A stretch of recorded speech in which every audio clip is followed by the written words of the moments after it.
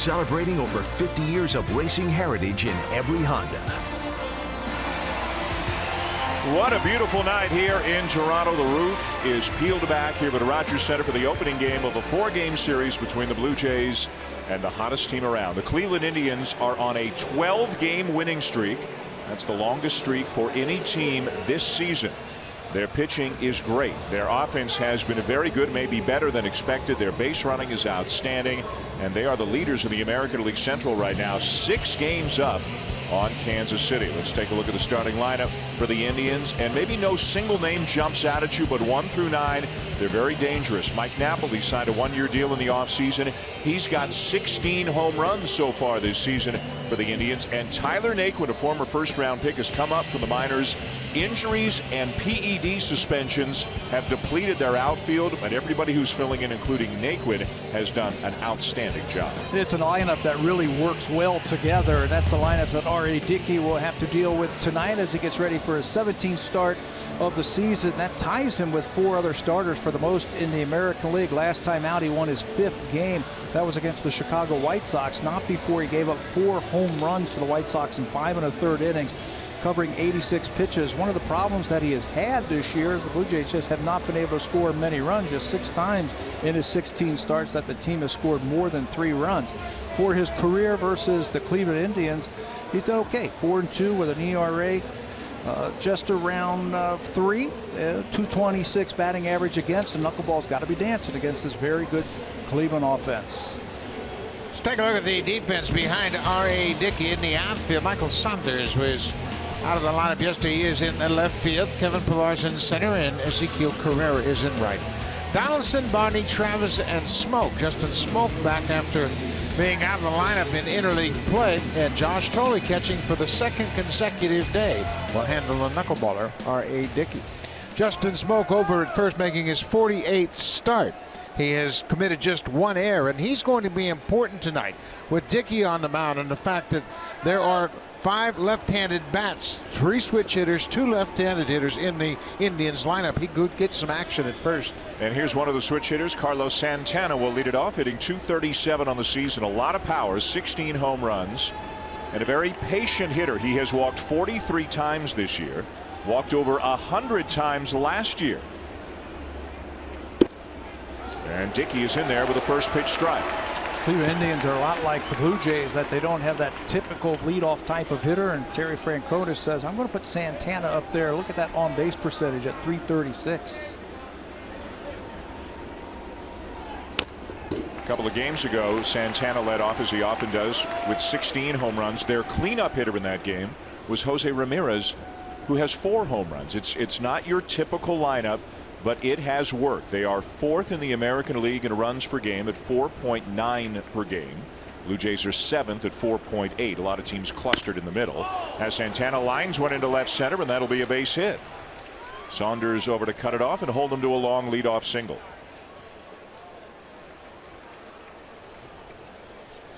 Oh, 0-2 pitch from R.A. Dickey, and it's a knuckleball. Doesn't get that tumbling action that you would like. You'd want to get that ball down. Ball up like that, that's easy pickings right there for Santana. So the leadoff man aboard for the Indians here in the top of the first. They're coming off a 3-game sweep of Atlanta. Before that, they swept Detroit. Before that, Tampa Bay. Before that, the White Sox. 4 straight sweeps for the Indians. They've swept 9 series on the season. They are 47-30. Jason Kipnis, a 2-time All-Star, batting second, and he takes the knuckleball down and away for ball 2. I think the big surprise in the Indians' record this year is the fact they're 9-0 against Detroit. That's a real surprise. Terry Francona takes a lot of pride. He has a lot of respect for the Tigers ball club, but for the Indians to sweep that series is pretty interesting to this point. Pitch is lined into right field, a solid base hit for Kipnis, and the Indians with the runners at first and second and nobody out. This is what they do. They might not have a lot of power in that lineup, but they can make contact. That looks like it's going to be his little sinker down and away, hoping to get the ball on the ground, but it's right down the middle for Kipnis. Kipnis came in here with 10 home runs and 44 RBIs out of the number 2 hole.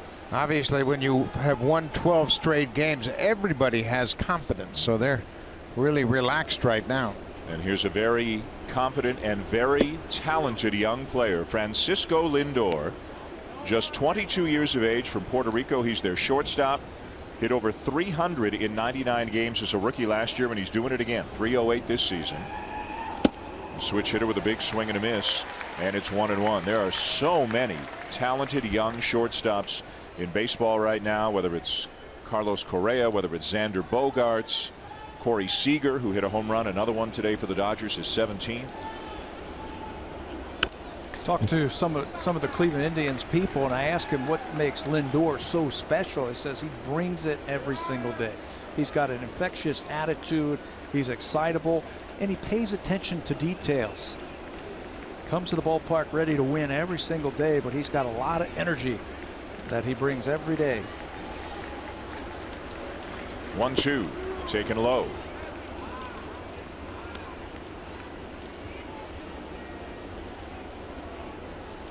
Santana at second, Kipnis at first, nobody out. Just underway here in the top of the first at Rogers Center in the opening game of a big 4-game series for the Blue Jays. 2-2 and a swing and a miss, and the ball down and in for out number 1.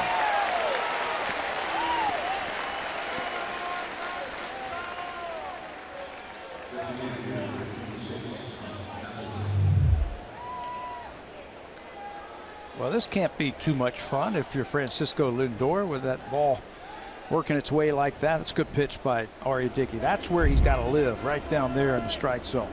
Low like that. And now from a very young player in Lindor to a real veteran here in Mike Napoli. Like Santana, not hitting for a great average, but sees a ton of pitches and is hitting for power. 16 home runs. And unlike Lindor, he has seen his fair share of knuckleballs over the years. He's got 24 at bats against Dickey. 7 hits, a .292 average. He does have a home run. Terry Francona talking about as good as he's been on the field, he's been that good in the clubhouse as well with all these young players. Lifts a fly ball into right field, and the catch made by Carrera, out number 2. So Dickey settling in after the back-to-back singles to start the inning. He got a knuckleball strikeout of Lindor, and then he gets Napoli to fly out, and that's always a big out. Retiring Mike Napoli in this ballpark. He has always hit well here at Rogers Center. So with 2 down now, here is Jose Ramirez getting a start in left field tonight. He's played 4 different positions for the Indians, mostly left field and third base.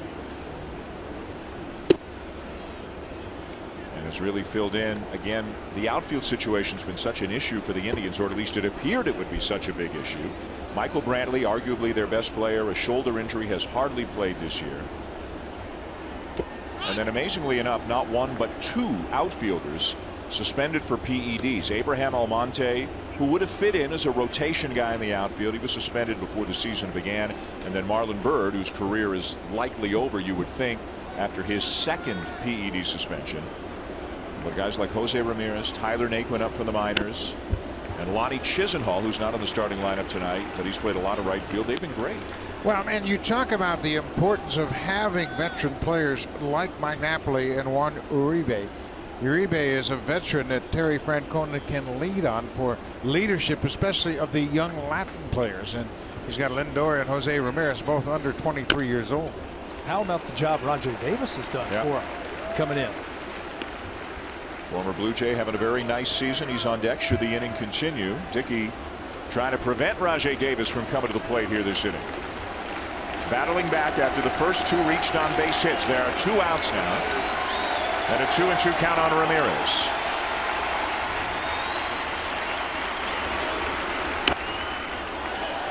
Popped him up in foul territory, racing over Donaldson with a basket catch to end the inning. The dugout loves it. Dickey makes some big pitches after the first 2 men reach base, and Donaldson showing his range, making a nice sliding catch as the Indians strand a couple.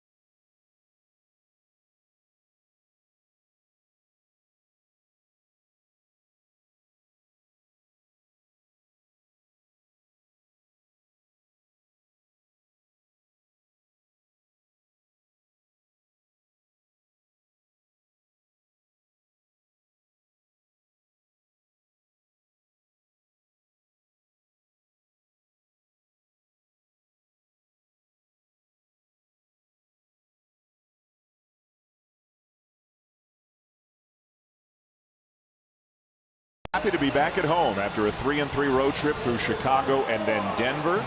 They start a lengthy homestand, a ton of home games for the Blue Jays over the next month. A look at the starting lineup tonight. Ezekiel Carrera again will lead it off, and Devin Travis, a hot hitter right now with a 6-game hitting streak, over 400 during that stretch. He'll bat at the 2 spot again. Hitting third tonight, Josh Donaldson, who's had a lot of success in his career against the Cleveland Indians. They will go up against Carlos Carrasco, the 29-year-old right-hander, getting ready for his just 10th start of the season. He strained his left hamstring covering first base back in April. He was placed on the 15-day disabled list and activated on June the 2nd, so he's only making his 10th start of the season. Against the Blue Jays, he has pitched against them 4 times, and they have owned him with an ERA just under 9. Can't believe it already. This is his 8th season with the Cleveland Indians. He came over from Philadelphia in that Cliff Lee deal. Can't believe also this is the 81st game of the season for the Blue Jays. This is the midway point of the season here after the game tonight. Ezekiel Carrera leading off, playing right field, takes inside, ball 1. Carrera hitting .306 on the season, hitting .403 here at Rogers Center this year. He's done a nice job getting a lot of playing time ever since Jose Bautista went on the DL. And it seems pretty comfortable, Buck, in that leadoff spot. He is very comfortable, and he's got a good idea what to do. He's had the opportunity to bunt a few times. You see over his last 6 games, he's hitting okay at .280. But he's a good base runner, and he's a very good and patient leadoff hitter in that he'll work the pitcher to start the ball game. Breaking ball in for a strike, 1-2. You know what he has done? He has shown some power too. When you make a mistake, he's been able to hammer the ball for extra bases. He's got an on-base percentage over 400 as a leadoff batter. So he has taken up the mantle since Jose Bautista has been on the DL. Hot shot the other way, but right at Uribe, who makes the long throw across the diamond for out number 1. The Indians have committed 43 errors, and that's been a good part of their improvement as well. You take a look at their outfield defense: Ramirez, Davis, and Naquin from left to right. The veteran Jose Uribe filling in at third base. Lindor and Kipnis up the middle. Carlos Santana, former catcher, playing first base, and Chris Jimenez behind the plate for Carlos Carrasco. Lindor is 22 years old. Only Asdrubal Cabrera and Jose Iglesias have committed fewer errors than Lindor, who has made just 4 errors. Last year in 99 games, he committed 10 errors. He has really tightened up his defense. Here's the hot-hitting Devin Travis, as we showed you, on a 6-game hitting streak coming into this one, and going back over a longer stretch, 15 games. He's got at least 1 hit in 14 of those 15 and hitting .410 during that stretch, and has settled very nicely into the 2 spot in the lineup. What makes him so tough is his ability to hit the ball from foul line to foul line.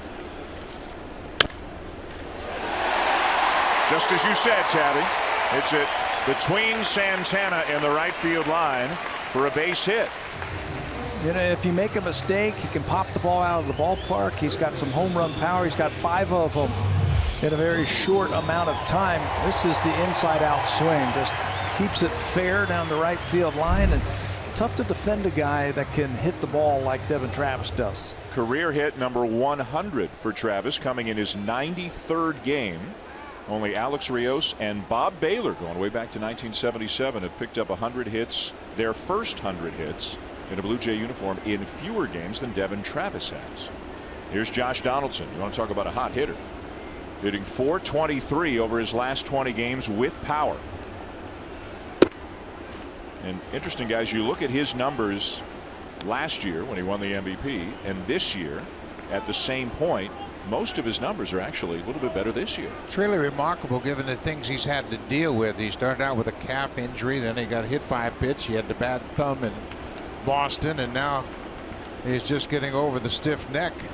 But he has put up good numbers. He had 11 hits in 6 games on the road trip, including a home run and 6 RBIs, plus that 3-run triple hit off the wall at Coors Field.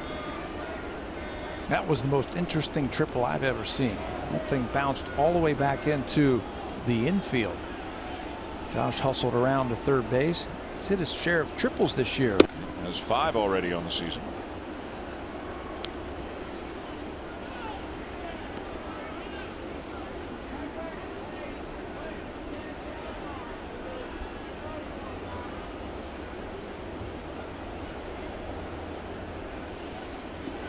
Travis diving back into first. Just one stolen base on the season for Devin Travis. Not really a threat to steal over there. He's in there for his bat. He's got some speed, but he's not really what I would call a base stealer. I think Carrasco was just checking in on him over there at first base. Ground ball to short. Lindor snaps a throw to second, one back to first. Out at first is Donaldson, as the Indians turn a 6-4-3 double play to end the inning. End of one here, but at Rogers Center, unless the Blue Jays are going to have a look at it. Don't believe that they are, though home plate umpire Bill Welke is looking into the dugout, and now it looks like they are not. Dickey's heading onto the field. And no, they're not going to look at it. So that is a double play ball. That's the end of the inning. No score.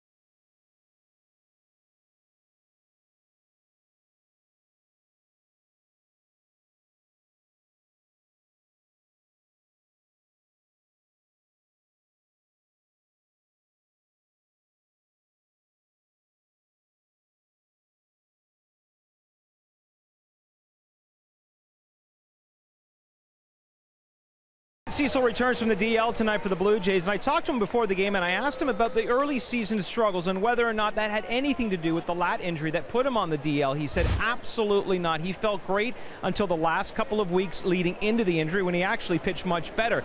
He also says watch out for the curveball. He feels that his curveball is as good now as it was last year.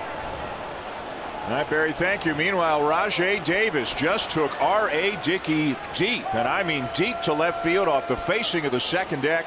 Home run number 8 on the season for Davis, and the Indians have a 1-0 lead. You know, when the Cleveland Indians signed Rajai Davis this winter, it's like kind of went under the headlines, and you're like, okay, well, that'll be a nice little pickup for the Indians. I'll tell you what, he is putting together a great year. It's 21 stolen bases, and you said it, Dan. This is home run number 8, one of those little tumblers that stayed over the middle of the plate one more time. Rajai a little bit more upward in his stance at the plate, a little bit more power, and he's showing it off right here. And with that home run, now 6 for 12 in his career against R.A. Dickey. Tyler Naquin takes a strike.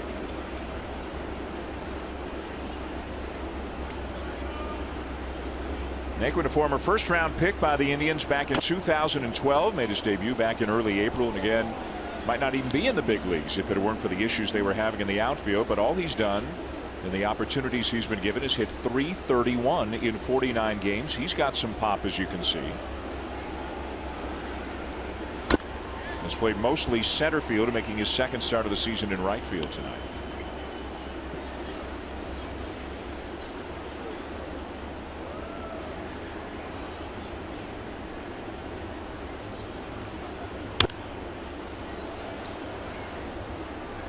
Let's go back to Barry's report on Brett Cecil. How significant do you guys think this is, getting him back tonight? I think it's huge if he can pitch like he did last year. He hasn't pitched since the 14th of May, and he's an important part, not only because he's left-handed, but he's a good reliever. He actually handles righties just as well as he handles lefties, and it's a good arm to get back in the pen.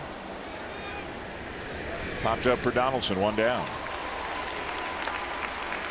R.A. Dickey has had his problems first time through the order, but then he has seemed to settle down. Let's take a look at the opponent's batting average compared between 2015 and 2016. 240 first time through. It's up to 303 this season. Second time through, it seems like he has settled down, and it's that knuckleball to knuckle just a little bit more. They're only hitting 206 against him. I think it has a lot to do with the fact his knuckleball hasn't been as consistent this year as it was last year, and he's throwing more fastballs. That's what Kipnis hit into right field in his first at bat. We've seen more curveballs. We've seen more changeups. We've seen the little sinking fastball. We've seen that hit tonight. There's a veteran Juan Uribe, the third baseman, a check swing foul back. Uribe hitting 228, one home run shy of 200 in his major league career. Look at this lineup tonight.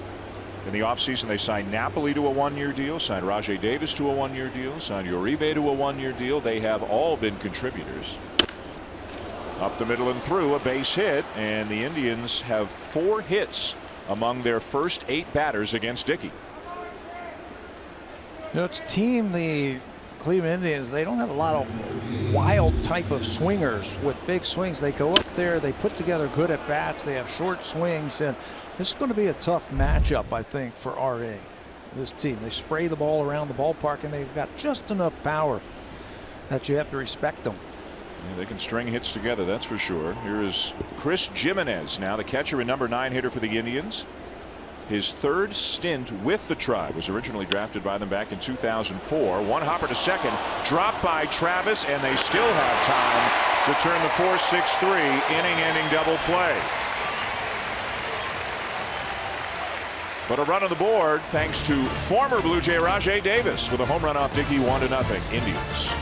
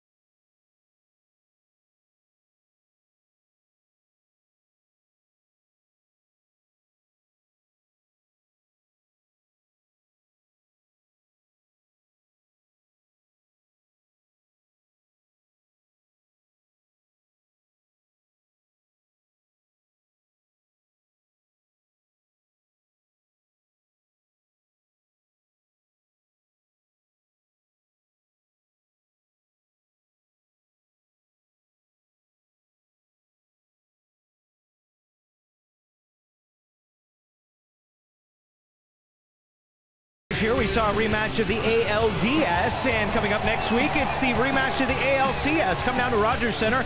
Watch the Blue Jays take on the Kansas City Royals from July 4th through 6th. You can get your tickets at BlueJays.com. Not quite the same Kansas City Royals we saw last year, although they are slowly getting healthy. Barry, thank you. Well, the starting pitching has been a real problem for the Royals this year. They're 41-36, and when you look at the wild card standings, the Blue Jays are right there. The Royals are right there. The Red Sox and the Blue Jays are in a virtual tie for the wild card lead. The Royals and Astros a half game back. So that's a big series against Kansas City. Well, all 3 of them, I think, on this homestand. You got the top 3 teams in the American League Central coming into town right before the All-Star break, and Blue Jays really haven't played well against the American League Central. Here's Edwin Encarnacion. What a month he has had. He's driven in 30 runs already in June and has 70 on the season.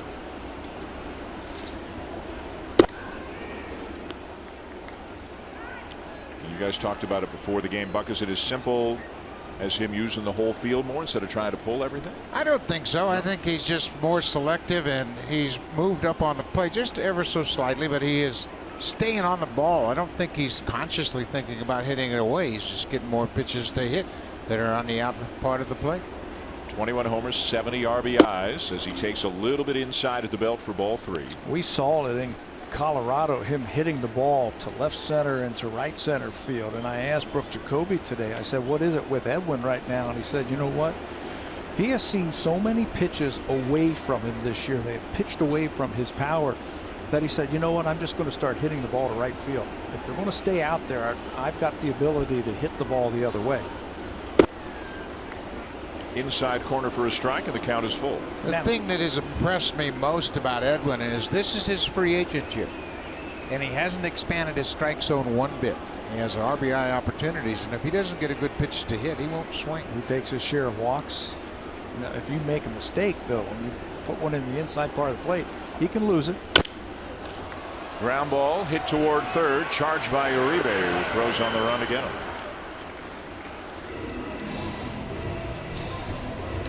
You talk about the people that Cleveland brought in the offseason. They bring in Uribe, who has been a good player for a long time. They bring in Mike Napoli, who you think about in the postseason. He's always been associated with winning ball clubs.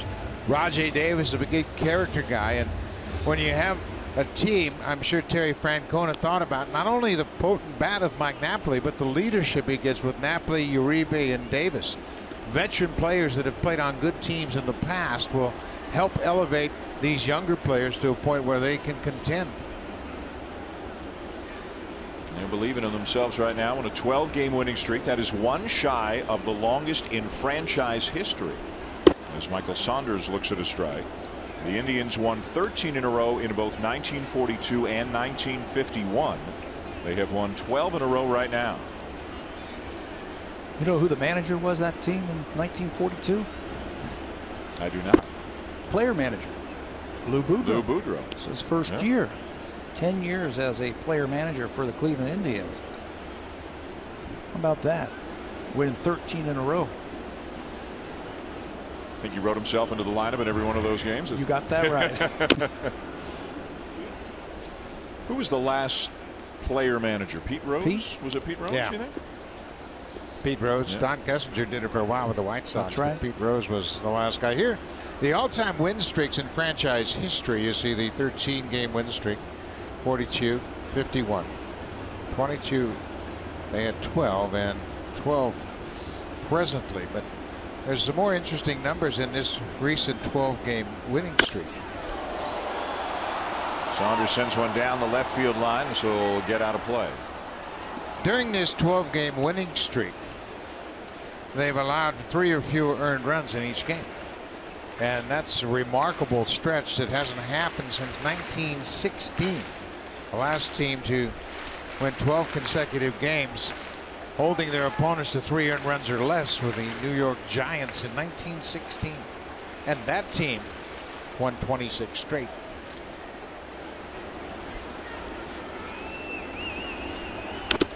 Their bullpen has only thrown 19 1/3 innings in the 12 games. The starters have been outstanding. In this day and age, when you can play a 12-game stretch and get 3 complete games and 2 shutouts, you're really doing something. And Terry Francona, he's been known to have a quick hook to go to his bullpen very quickly, but his starters have been so good and so efficient during this stretch. He's allowed them to complete 3 games of the 12.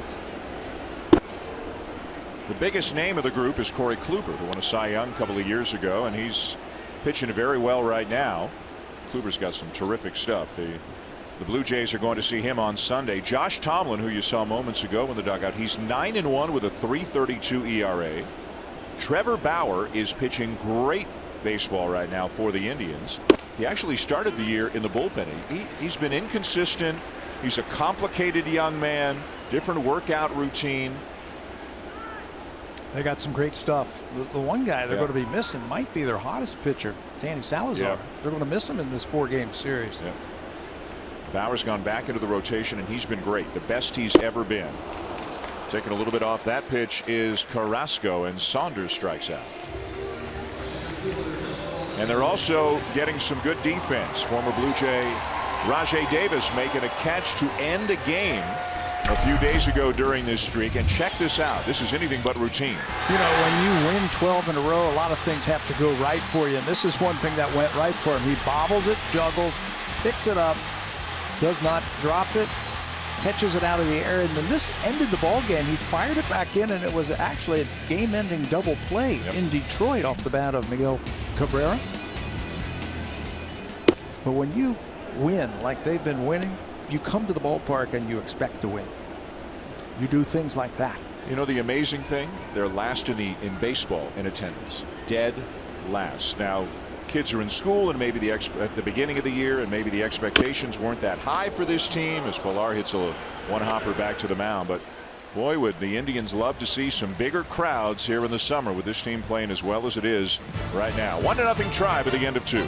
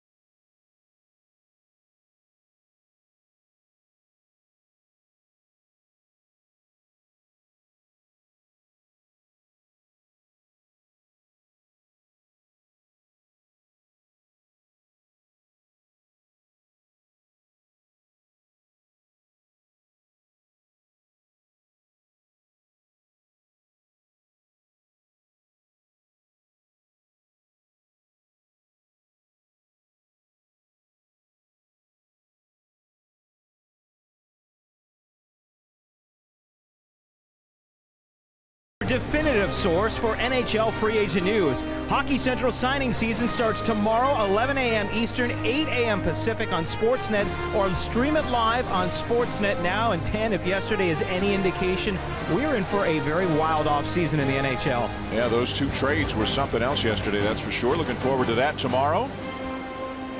Also have the Blue Jays and the Indians again tomorrow afternoon for you. The game begins just after 1 o'clock, 12:30 pregame show. Canada Day. Expecting the Blue Jays to be in their traditional red Canada Day jerseys tomorrow for the second game of the series against the Indians. Josh Tomlin 9-1 against Marcus Stroman 6-4. I think there's a new wrinkle to their uniforms tomorrow. It's been a suggestion that they have a little bit different look. Santana lines out one down.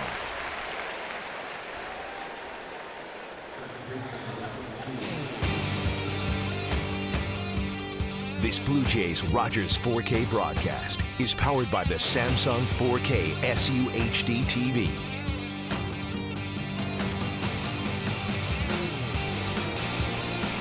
Top of the third, and the Indians up on the Blue Jays 1-0 on a Rajai Davis home run. Jason Kipnis the batter. First pitch swinging, drilled deep right field. Carrera back, running out of room. It is gone. Second home run of the night for the Indians off R.A. Dickey, and it's 2-0 Cleveland. That was the problem that R.A. had in Chicago. 5 1/3 innings against the White Sox, and he gave up 4 home runs. This is number 2 tonight, and watching it, it didn't look like he threw him a knuckleball. It looked like Kipnis stayed on top of that one again and singled his last time up on the same type of pitch. This time right down the middle. It's a home run. Kipnis hit a single on the same pitch in the first inning. He tried to get that fastball by him, and it didn't work. The home run ball has been a problem for R.A. Dickey. It's now 21 that he's given up on the season. That ties him with Chris Young for the most allowed by any pitcher in baseball this year. I'll tell you, if I'm a hitter and I'm facing a knuckleball pitcher and he doesn't throw me a knuckleball, I'm swinging. Lindor with a broken bat ground ball. Travis 2 down.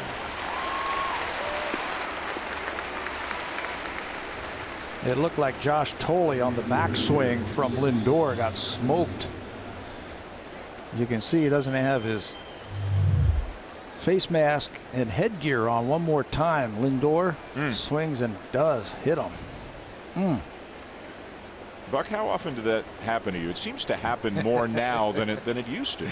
Yeah, I think so, because guys are so aggressive out over the plate. There was a time when hitters weren't so aggressive and they laid back.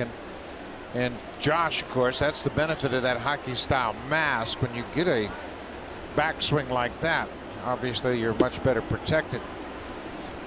We saw something for the first time in Colorado in the game yesterday. Catcher's interference. Talk about the guy getting hit. His hand got hit yesterday. Big swing and a miss by Napoli, and the count is 1-1. Both home runs tonight for Davis and Kipnis coming on first pitches thrown by Dickey. 2-0 Indians, trying to match a franchise best with their 13th consecutive win.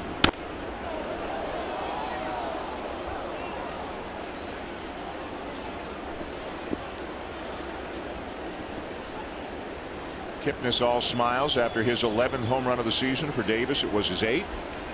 You can see they're having fun. You can see it in the clubhouse. You can see it on the field during the game. Another play for Travis, and that's the inning.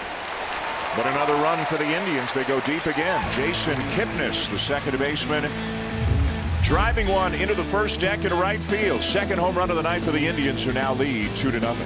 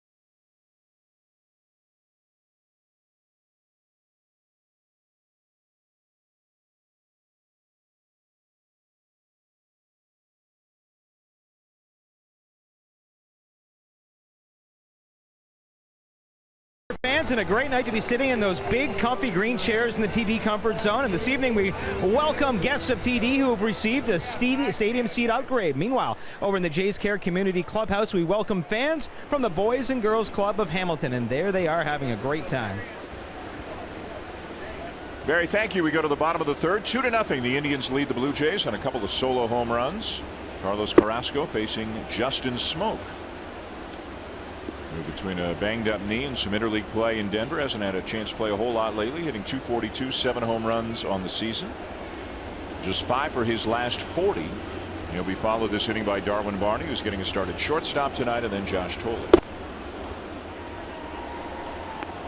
Some interesting things, couple of moves around baseball today. The LA Dodgers put Clayton Kershaw on the DL. He's got a herniated disc, and then they went out and made a trade, picking up Bud Norris, the former Baltimore Oriole, among other things, from Atlanta.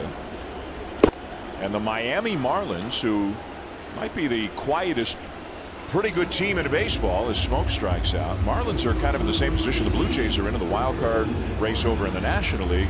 They picked up Fernando Rodney to bolster their bullpen. Yeah, there's going to be a lot of deals. We're on the verge of, on the eve of July, obviously, and the trade deadline is July 31st, and general managers are starting to get on the phones and check out what other teams are thinking about, see if they can't pull the trigger on a deal to strike first, if you will. I thought that Marlins deal spoke volumes about A.J. Ramos, the closer. I thought he was going to be their guy. He hasn't blown a save. He's 24 for 24. Yeah. Maybe Rodney goes in the 8th inning.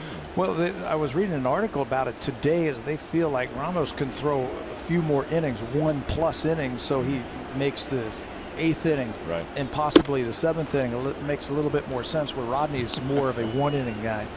Kind of tough to look a guy in the face and say, sorry, we know you haven't blown a save all year, but we got a new guy. Just not good enough, huh? Darwin Barney at short. Troy Tulowitzki getting a night off.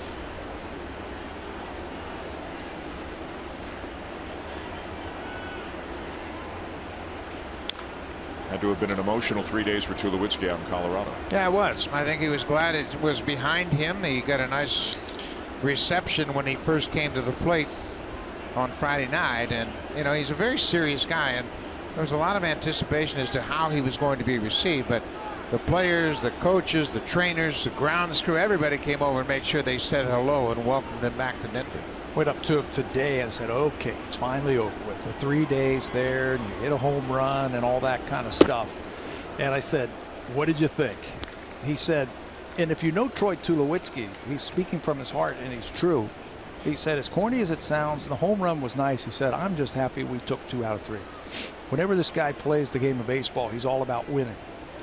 And he was beaming around the batting cage today, excited about winning that series against the Rockies. Barney gets a piece to stay alive. Tulowitzki will be back in there tomorrow for the day game on Canada Day here at Rogers Center.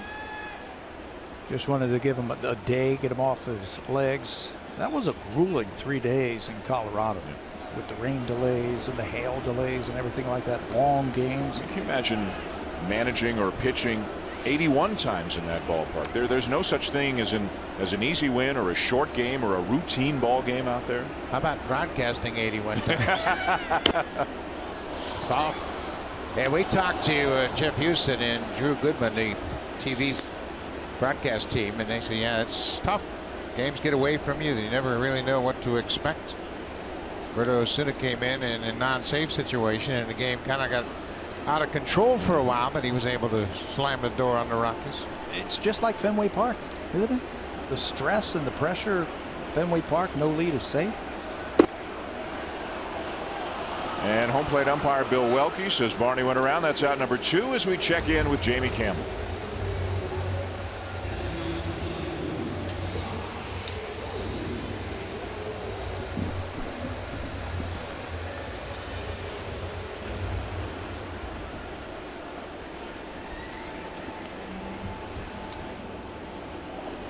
How about the game he had a few days ago? 3 home runs and 2 doubles. He became the first player in Major League history to have 3 home runs and 2 doubles in the same game. He's got 22 homers now, tied for first in the National League. Did he sew up his pants? He slid into third base his first time up and ripped his pants and refused to change them throughout that game. Talk about being superstitious. Wouldn't you do the same? I would do the same. Josh Tolley, the batter. Is there a better combo than Bryan and Rizzo? Is there a better 3-4 punch, 1-2 combo? We just saw a pretty good 3-4 punch in Colorado. Yeah.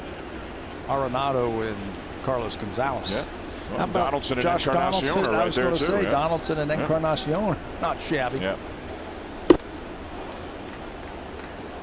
Bryan and Rizzo. Well, Rizzo's been around a little bit. I think he's 26, but that's all he is. Bryan's only about 24. Encarnacion with 70 RBIs on the season. Donaldson's driven in 52. Both of them probably in the conversation for American League Player of the Month.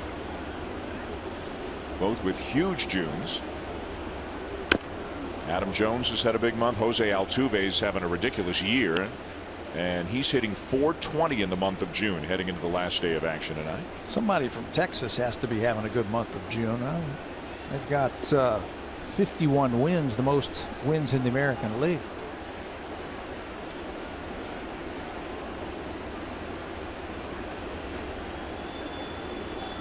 Two. And a swing and a miss, and Carlos Carrasco just struck out the side. End of 3 at Rogers Center for the Indians, leading 2-0. Here comes the ultimate cleanup crew, brought to you by Home Hardware's exclusive line of the ultimate hard-hitting and tough-on-grime cleaning products.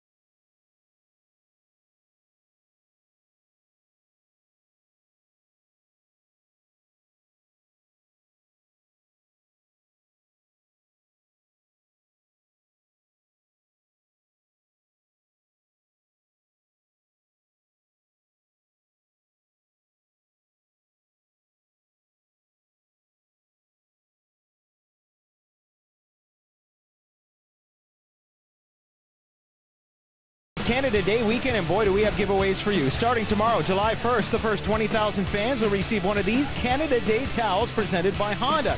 And then Sunday, July the 3rd, the first 20,000 fans get a Troy Tulowitzki bobblehead presented by Jack Links. Get here early. The gates open at 11 a.m. Back to you, Dan. Going to be a sellout tomorrow for the Blue Jays and Indians. The Blue Jays coming to action tonight, pretty much neck and neck with the Yankees in terms of average attendance on the season. Both teams just over 38,000 per game. There's a drive to deep center field off the bat of Ramirez. It's going to be over the head of Pilar and over the wall on a bounce, and Jose Ramirez leads off the 4th inning with a ground rule double.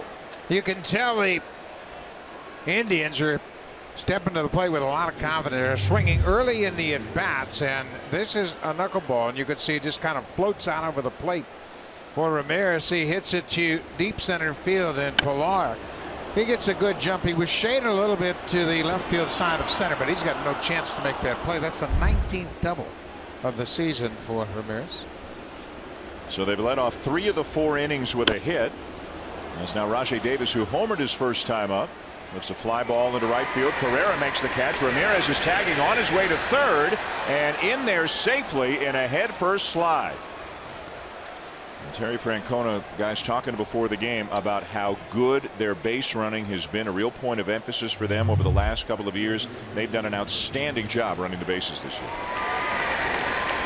There's another one. Those hidden 90 feet within a ball game. He is able to tag up on a medium fly ball to right field. And now he gets himself to third base with less than 2 outs, and the infield has to come in. There's always something you can do as a base runner. You could put pressure on an infielder by taking an aggressive lead. You can tag up on a fly ball to center field, and now you put pressure on the defense by ending up at third, especially with a knuckleball pitcher. Mike Napoli was talking about that. He came up through the Angels system, and we were always talking about fundamentals. If you can move up 90 feet, if you can get a ball in the dirt, move up 90 feet, always take the extra base. So Tyler Naquin a chance to drive in a run with a fly ball. Fouls one off to the left, and it's 1-1. Naquin popping up his first time up. I'm with you, especially with a knuckleball pitcher. You can move up from second to third base. There's so many different ways you can score from third base. Puts a little bit more pressure on that infield. You got to catch the ball and make the play, or a run is going to score. He went around 1-2.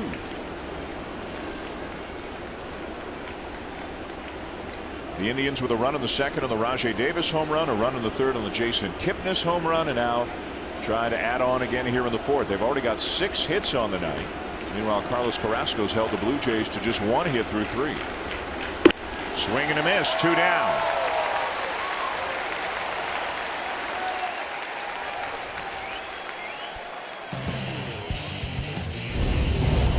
Super Slow-Mo Cam. Brought to you by Rogers 4K TV. Get closer to the action with 4 times the resolution of HD alone. Dan Shulman to Buck Martinez, Pat Tabler here at Rogers Center. A 2-0 lead for the Indians in the 4th inning. The batter is Juan Uribe. To right center field, fairly well struck. Carrera back, and he's there to run it down and end the inning. So Dickey gets out of it after the leadoff double. Going bottom 4. Blue Jays coming up down 2-0.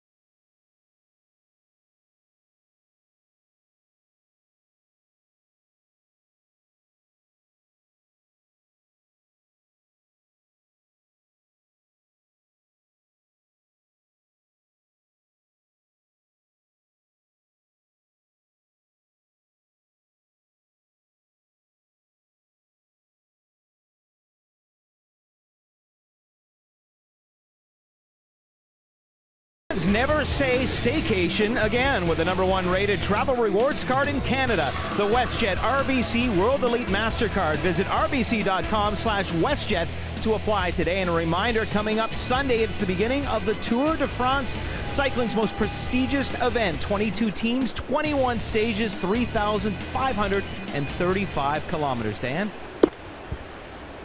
Barry, thank you. To the bottom of the 4th with the Blue Jays down 2-0 to the Indians in the opening game of the 4-game series. Top of the order, Carrera, Travis, and Donaldson. Ezekiel Carrera grounding out his first time up. The Indians lead the American League in rotation ERA, also in overall team earned run average. And the Blue Jays are going to see a lot of good arms over the next 4 days, and they're all righties. And they've all got some pretty good power in those arms. They'll see Josh Tomlin tomorrow, Trevor Bauer Saturday, Corey Kluber on Sunday. Stroman, Estrada, and Happ countering for the Blue Jays. Blue Jays will return the favor and head to Cleveland in the 3rd week of August. When you think about how you put a team together, if you were really paying attention, you say, okay, we're going to put together a good starting staff. We're going to have good defense on the field. And we're going to have guys that put the bat on the ball. You're going to have a chance to win. And I think doesn't hurt too. Huh? Yeah, well, he's a very good manager, obviously, but he put together this pitching staff.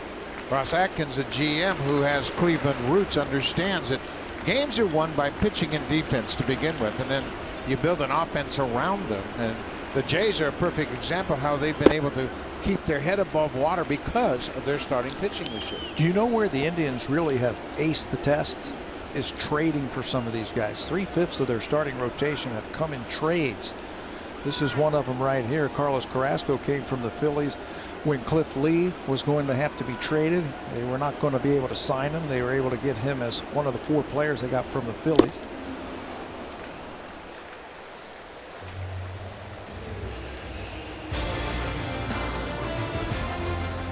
The checkered flag event is back, celebrating over 50 years of racing heritage in every Honda. Now is a great time to get into the all-new Civic.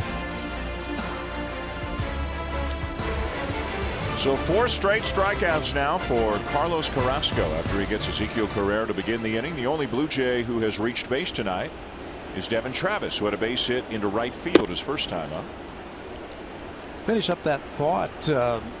when you are making trades like that, everybody in the world knows you've got to trade a guy. That goes back down to good old-fashioned baseball scouting. You got your scouts out there looking for players who will fit in our organization. Travis drives it to center field, but Rajai Davis is there. 2 down. The Indians got Corey Kluber from San Diego. I think he was in AA at the time. They built a good pitching staff. Mark Shapiro, of course, with Cleveland roots for many, many years. 2 down in the inning. 9 in a row set down by Carrasco. He's making his 10th start of the season. Came in with a 2.73 ERA. Missed about 6 weeks with a hamstring injury earlier in the year. Coming off a 4-hit shutout Sunday at Detroit. Donaldson with a fly ball. Straightaway center. Deep and gone. Way gone to center field. And the Blue Jays are on the board, trailing 2-1.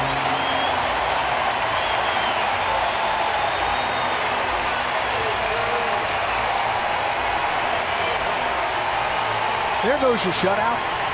One swing of that. You mentioned he threw a shutout at Detroit. He had shut out the Blue Jays for 3 2/3 innings till Josh Donaldson stepped to the plate. Watching Josh this month, he has been under control with that swing. Watch as Donaldson takes this pitch, stays back, head down. See ya. What a month he's putting together. He came into this game at 374 in June with 5 homers and 23 RBIs. He's having a huge month. Ball was hit a long way.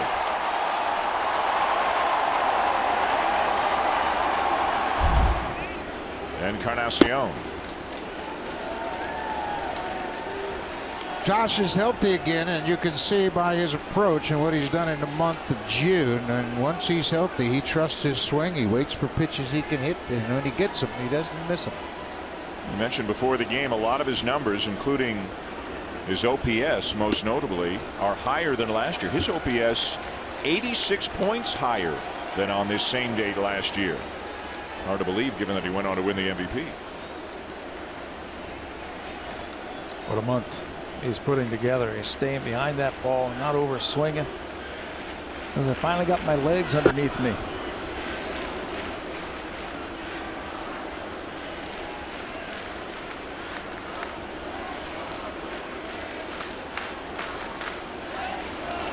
So it's 2-1 Cleveland here in the bottom of the 4th, and a hitter's count for Encarnacion.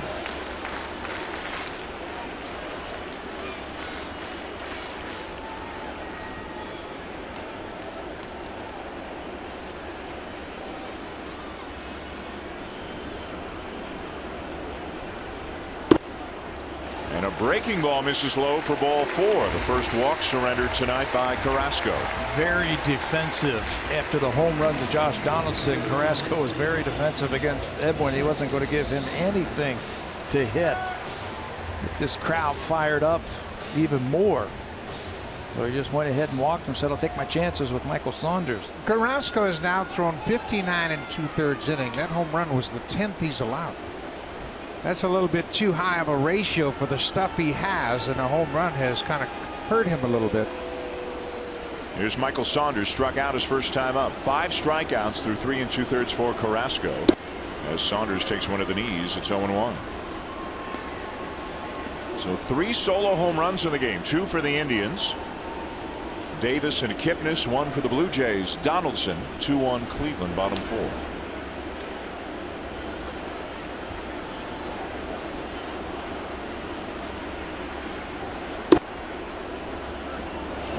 Another called strike. Saunders didn't argue with the first one, but he didn't like that one. Looked like it might have been down and might have been off the plate.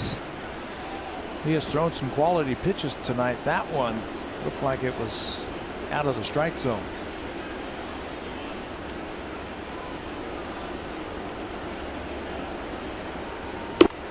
And there's strike 3 called, and no argument on that one from Saunders. At the end of 4, it is 2-1 for the Cleveland Indians. Now time for a Blue Jays Central update. Here are Jamie Campbell and Greg Zahn from the Samsung broadcast studio.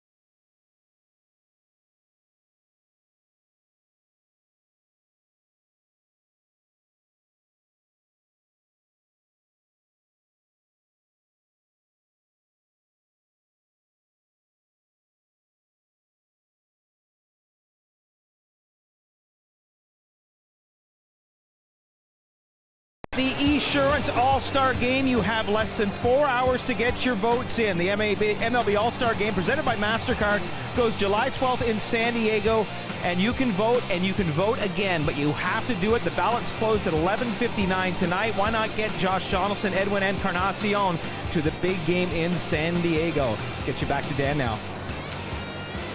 So guys, take a guess. How many Blue Jays go to the All-Star Game? Who will they be? Wow, that's a good question. I'm going to say. I'm going to give you the first one. Go ahead. The first pick? Yeah, the first pick. I'm going to say there's going to be 4. 4? Yeah. I think J. Happ. Yeah. I think he goes. Got 10 wins. Pretty decent ERA. J. Happ, Aaron Sanchez, Donaldson, and Encarnacion. And for good measure, as that ball's down to Donaldson, I think Roberto Osuna is going to get a few votes also as a closer. Can I throw a name out there? Doesn't have the wins, but does Marco Estrada deserve to? Yep. I mean, he leads a lot. Batting average against? I think they get 3. I think they get Donaldson, Encarnacion, and Estrada. I don't think Happ. Not J. Happ. I don't think. Now, teams, the All-Star team, I think there are 34 players. Yeah, there's a lot of guys picked now. Yeah. When you guys were playing, it was 25, 26, 27. They kept adding. I never kept track of how many would be on the All-Star team. Didn't have to worry about that. That was a clause in your contract you never cashed in on? No, I never put that in my contract. Well, if we had a vote. You were in. That was interesting. J. Happ's got a chance to have 2 more starts, obviously, and maybe 11, 12 wins. When are those starts? Because if it's Sunday, they won't take him. They won't take him. No, well, he's starting this Sunday, so he won't start next Sunday.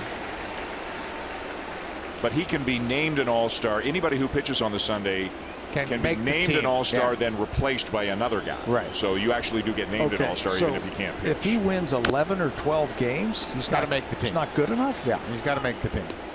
I'm just playing devil's advocate. No, that's all right. Osuna, obviously, all of his peripheral numbers are very good. You know, the complication is every team has to be represented. There's fan balloting, then there's player balloting. The managers actually don't have much of a say in it anymore. They're rounding out the roster. I think they wind up with about 7 choices, and usually 2 or 3 of those have to come from a team like, let's say, Minnesota doesn't have anybody yet, or Oakland doesn't have anybody yet. Travis will throw at Santana, 2 down. Well, there's always people who are going to be disappointed. Blue Jays might be one of those teams because they've got, by our count, 6 guys who could go. Estrada is 5th in ERA. Right. You figure that Hamels is going to make the team. Chris Sale's going to start the game more than likely. Interesting. It's really interesting. Danny Salazar's going to make the team. He's got 10 wins. Chris Tillman's got 10 wins. But the American League doesn't have nearly the depth of starting pitching numbers that the National League has. Unbelievable numbers when you look at Kershaw, who's now hurt, Bumgarner and Cueto, Arrieta, Fernandez, Lester, Strasburg, right, on and on and on. Yeah. Chris Sale might be the only guy in the American League putting up numbers that would be noticeable, say, among the top 7 or 8 starters in the National League. The Indians are going to be campaigning for a bunch of starting pitchers for them to go, and with good reason. They've got 3 pitchers in the top 10 in ERA. Yeah. Salazar, Bauer, and Tomlin. So, and you guys cannot answer this question if you want. If I said to you either Happ or Estrada or Sanchez, pick one. Only one of them can go. I'm not answering that. On the ground. Tabby again is going to give you first crack at the answer. Thanks a lot. Now, when you look, we'd like to see them all go, obviously, and they have pitched so well. And Jay Happ, his career high in wins is 12. I don't know if wins has quite the same cachet, as it. It does for me. Yep. And this ball 4 as Kipnis draws the walk.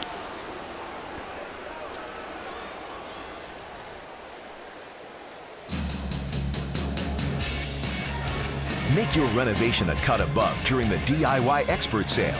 Only at Home Building Center and Home Hardware Building Center.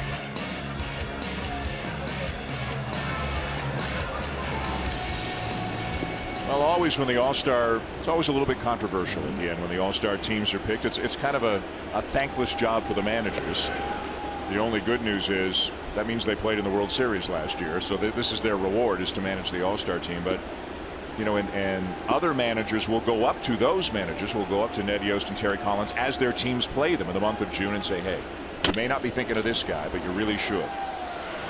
Charged, and Travis flips it out of the glove on to first in time to get Lindor and end the inning. No hits, no walks. There was a walk and a man left going to the bottom of the 5th at Rogers Center, and the Indians lead the Blue Jays by a score of 2-1.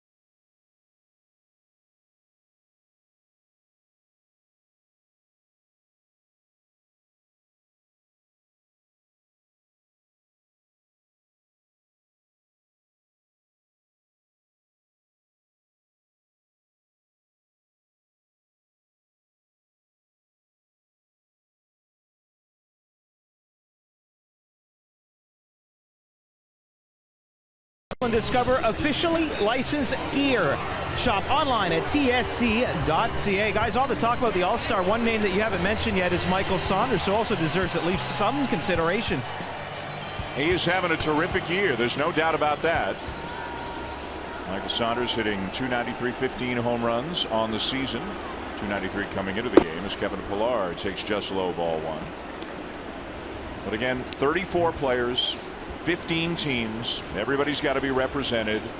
You were just talking about other managers campaigning for their guys too. I mean, that goes on. Yep. Well, you just think about, you look at the leaderboards first and foremost, and you say, okay, these guys have to go. Altuve's going, Bogarts is going, Ortiz is going, Machado's going. Mike Trout's going. Ian Desmond's going. I mean, it's easy to pick off 25 guys right out of the chute. Look at position players. Then you got to deal with, well, this team has to be represented. To me, that's the flaw in the system. Yeah. And I know the All-Star game's for the fans, but I don't think every team has an All-Star game. And it's hard if it's for the fans, but it also determines home field in the World Series. You have to send the best players. It's got to be either or. Yeah. Right? Yeah. So. I have a solution to that too. Interleague play determines the rules. What you do is the winner of the All-Star game determines the interleague play rules for the following season. So if the National League wins the All-Star game, they get National League rules for all the interleague plays, no matter where they play. So the pitcher hits everywhere. So now the World Series home field advantage is determined by the win-loss record between the two leagues. So if the National League wins the overall interleague play this year, then in the World Series, they have home field advantage. They have home field.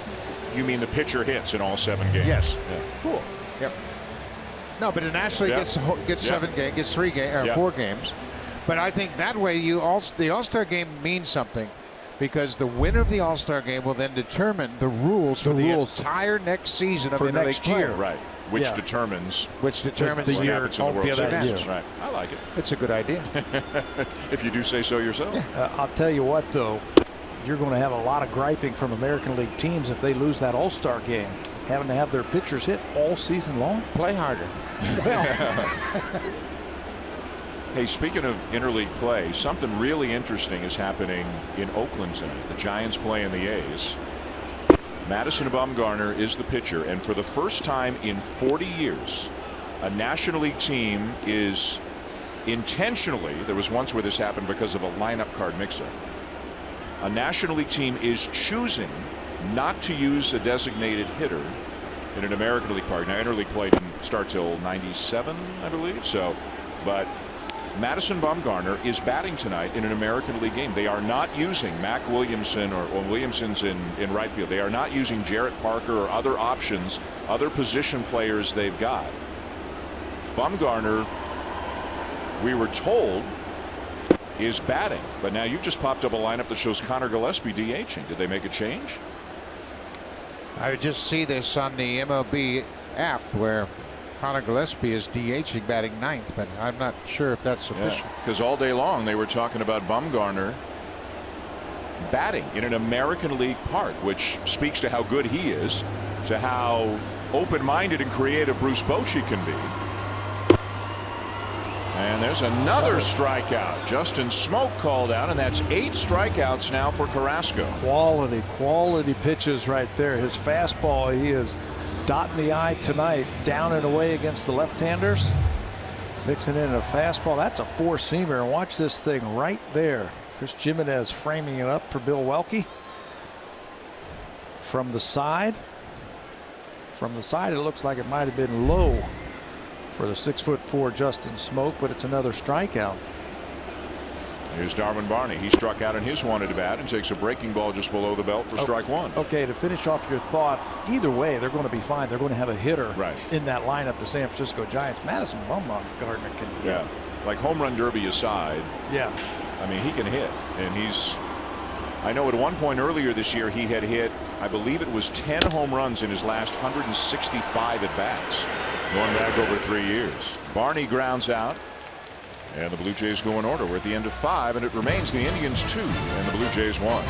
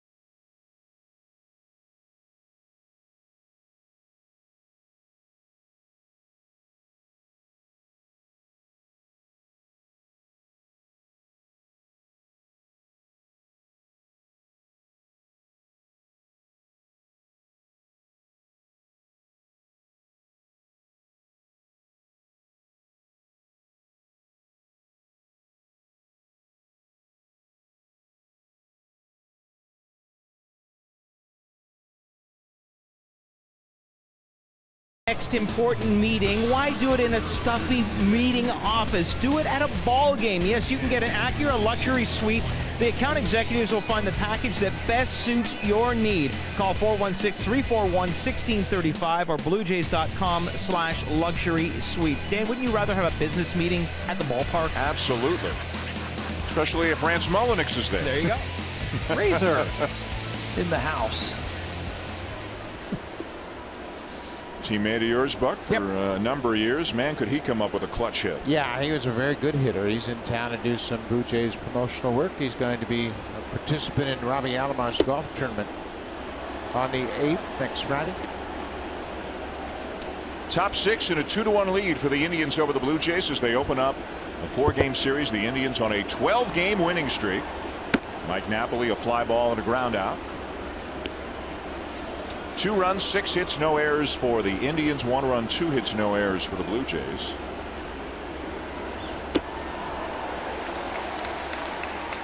R.A. Dickey again pitching very well here at Rogers Center.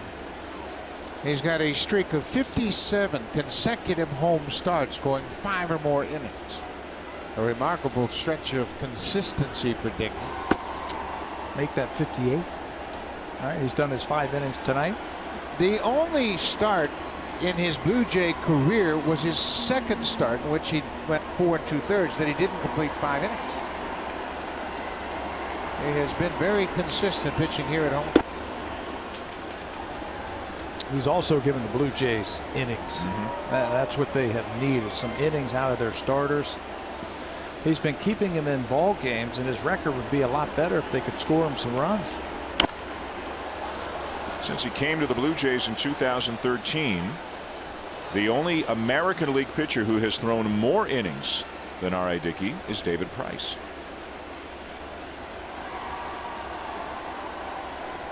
Jack Morris always said the more you stay out on the mound, better chance you have of winning. That's Rajay Davis loosening up.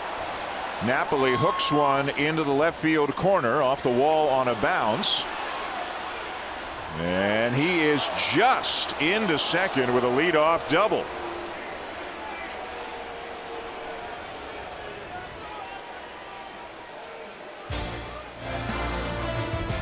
The all-new Civic, the 2016 North American Car of the Year.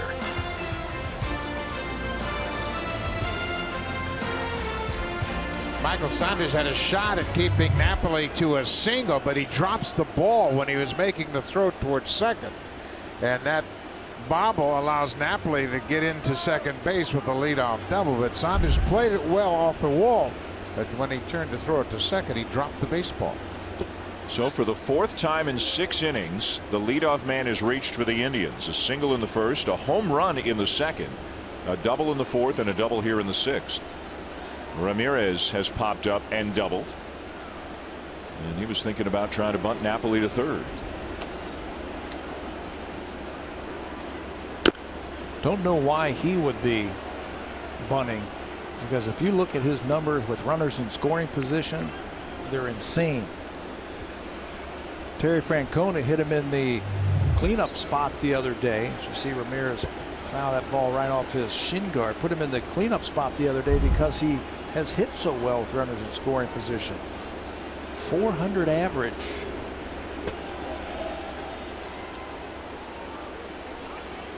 And you would think you'd be able to pull a ground ball off a knuckleballer. All 3 switch hitters, by the way, for the Indians are batting from the left side tonight against Dickey. Sometimes the switch hitters will bat from the right side, which traditionally is their natural side. They just feel more comfortable. Up the middle and through, a base hit.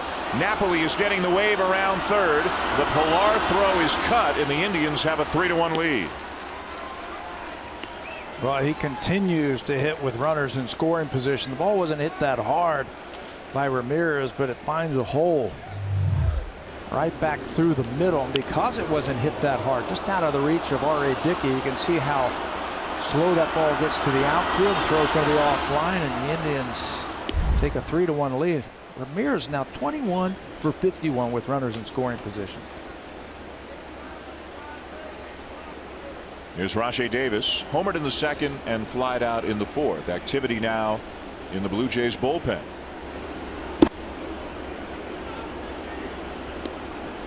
Bo Schultz is up in the pen. If you missed it, the Blue Jays brought Brett Cecil back off injury rehab today. Ryan Tepera, who's been on the Toronto Buffalo shuttle all season long, back down to AAA. Schultz still with the team. A high fly ball to left field. And Saunders there to make the play for the first out.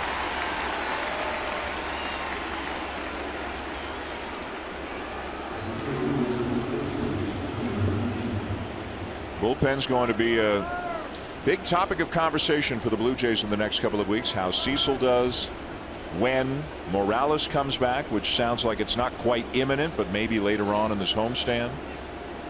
And again, that, you know, who's the bridge? Who will be the reliable guys between the starters and Roberto Osuna? Sounds like the same conversation we had last year in June, thinking up to the July trade deadline, and that's when they got reinforcements for that bullpen. There's been some talk now about Drew Hutchison possibly coming up and being a guy to work out of the bullpen and maybe spot start here and there. The one thing I have heard, and we have heard over the last couple of days, that we really like is Aaron Sanchez's name hasn't been mentioned in the bullpen. That they might just leave him in the starting rotation. He's out. Dickey picks off Ramirez. The throw over before that, I think R.A. Dickey felt like Ramirez was going to try and go, and then one more time he was guessing he wasn't going to come back over there. You can see he was just leaning a little bit too much. He's got 10 stolen bases this year. He's only been thrown out 3 times. He was guessing along with R.A. He's got a unique ability to sense when guys are going to try and steal. So 2 down in the inning. And Tyler Naquin at the plate for the Indians. He's 0 for 2 as he takes a pitch in for a strike, 0-1. Boy, R.A. Dickey does such a good job controlling the running game. He has not allowed a stolen base over his last 32 starts. And you think teams would be running wild on the knuckleball because it takes longer to get to the plate. Pops in and out of the glove like it just did there, but he does a nice job with it. You have to be able to hold the runners at first base if you're going to be a knuckleball pitcher because it's so slow to the plate. You think about Phil Niekro, the great knuckleballer in the Hall of Fame. He was really a great athlete. He could field much like Dickey, and he was very quick to first base. I saw Eddie Fisher and Hoyt Wilhelm pitch in the major leagues, and they were both very good, although at the end of their careers obviously they slowed a bit, but Dickey's very good at it. He's quick to the plate. That's one of the things that helps to control that running game. And he sensed that Ramirez was going to try and go, and he threw a strike over to first base. 2-2. Got it. And a fastball by him at 85 miles an hour for his 3rd strikeout of the night. So Dickey pitching pretty well, but the Indians do add on a run. Blue Jays need some offense going to the bottom of the 6th. It's Cleveland 3 and the Blue Jays 1.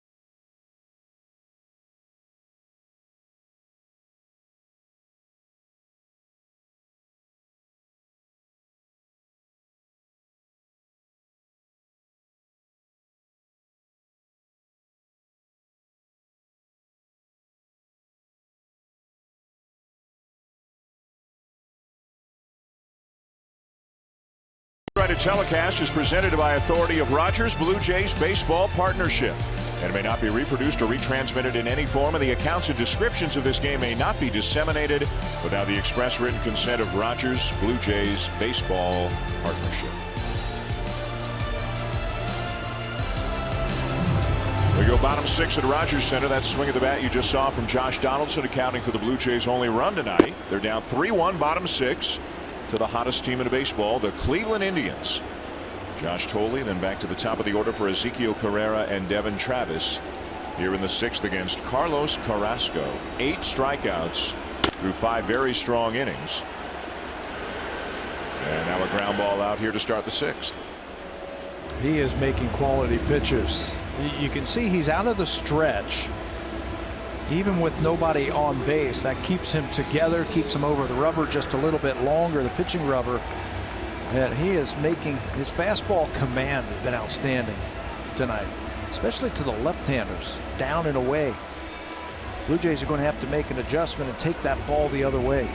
Don't try and pull it. Ezekiel Carrera, a ground out and a strikeout. Just 2 hits tonight for the Blue Jays, a single by Travis and a home run for Donaldson.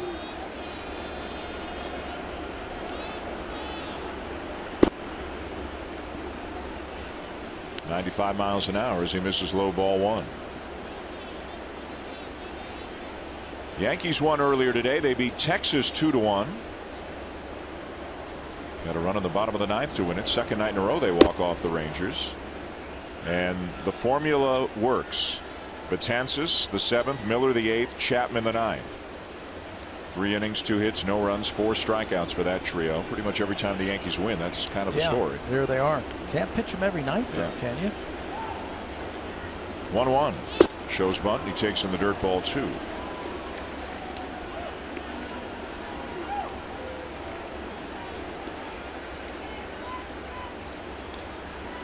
Yankees are right at 500 at 39-39, and a very interesting team heading into the month of July. Will they be in it or not? Will they be looking to add, or might they trade guys like Chapman and Miller? All 3. They're certainly going to get a lot of inquiries about the availability of any of those 3 pitchers. The guy that's probably the most likely to be dealt will be Chapman. He's a free agent at the end of the year. The more valuable guy, I think, is Miller, because he's signed for a couple of more years. Pretty reasonably, too, in today's day and age. $9 million per season. Full count. Isn't that something? $9 million is pretty reasonable. Yeah. Maybe even a bargain. Well, he's pretty good, too. Yeah, I mean, he can close. He did that last year. That'll be interesting to see in another month or so. Ball 4. Let's check in with Jamie.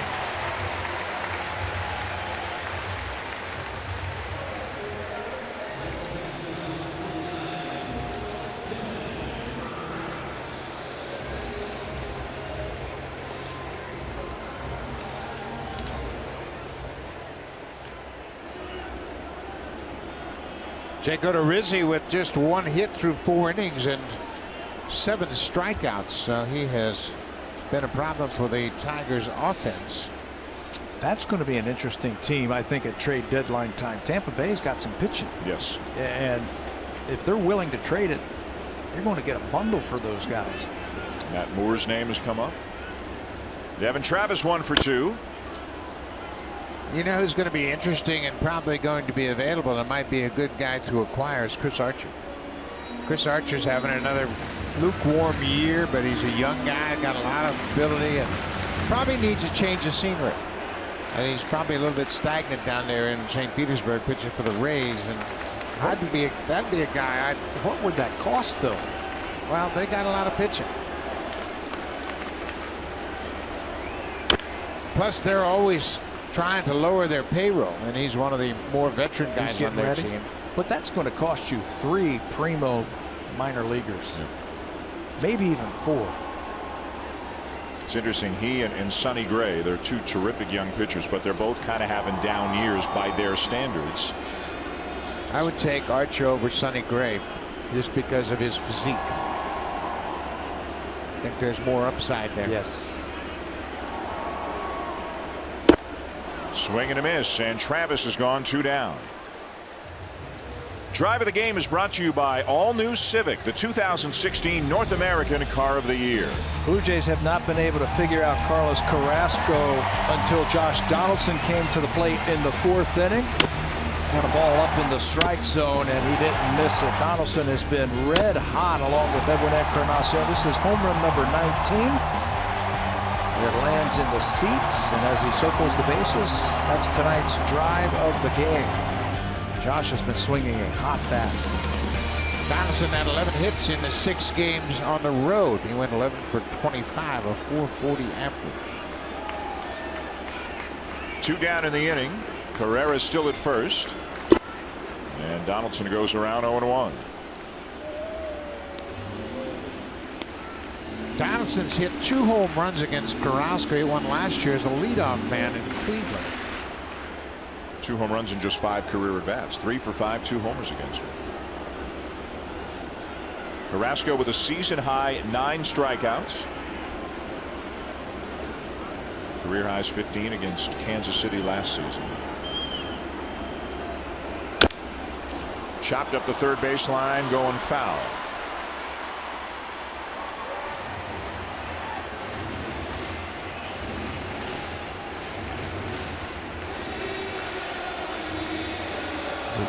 Ezekiel Carrera having a laugh with Kipnis. Carrera played for the Indians very briefly. Said a lot of hellos to some of his ex-teammates. He spent some time with the Detroit Tigers and of course with the Blue Jays, but he wasn't with the Indians very long. Parts of 2 seasons. He had 68 games in 2011, 48 in 12. And then he moved on. Actually had another stint with him after he went to Philadelphia. He went back to Cleveland. That one will get to the backstop, and Carrera up to second. You could hear Josh Donaldson, the batter, tell Carrera to go ahead and go. That's what you do when you are hitting. You see that ball get by the catcher, you help out that base runner.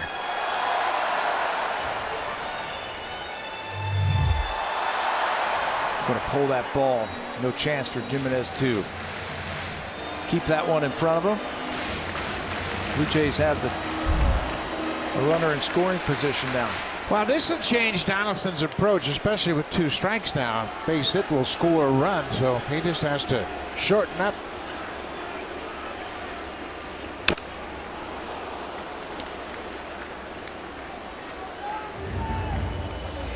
Carrasco wants to talk things over with Chris Jimenez. Obviously an important at bat in this 3-1 ball game.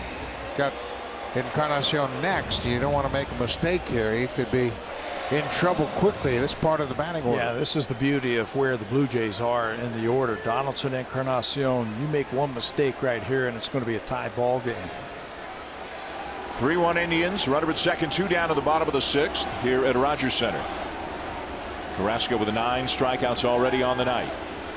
And the 1-2. And it's a breaking ball there for strike 3 called. It freezes Donaldson and ends the inning. Strikeout number 10 is a big one for the Indians right-hander Carlos Carrasco. A man left on for the Blue Jays in the bottom of the 6th. And it remains the Indians 3 and the Blue Jays 1.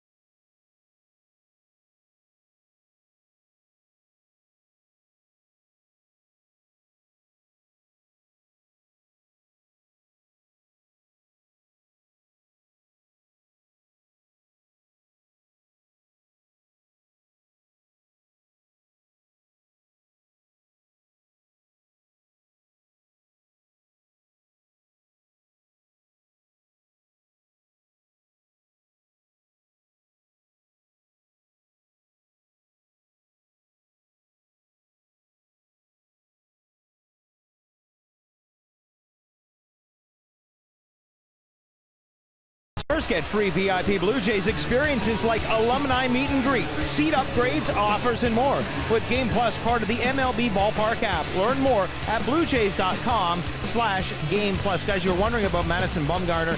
Bruce Bochy said he will be hitting tonight. It was his idea. He asked Madison if he wants to do it, and Bochy also confirmed tonight that he will not be in the home run derby. Yeah, Bumgarner was really curious about it. He wanted to do it. It sounds like it's not going to happen. Hot shot down to third, backhanded by Donaldson, and he'll throw out Juan Uribe, one down.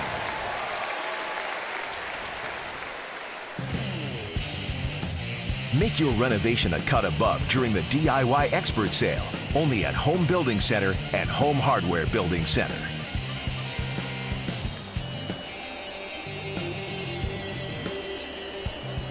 Well, look who it is. Look who's back and look who's up in the pen. Left-hander Brett Cecil, who's called off injury rehab today, is back up with the Blue Jays and warming up.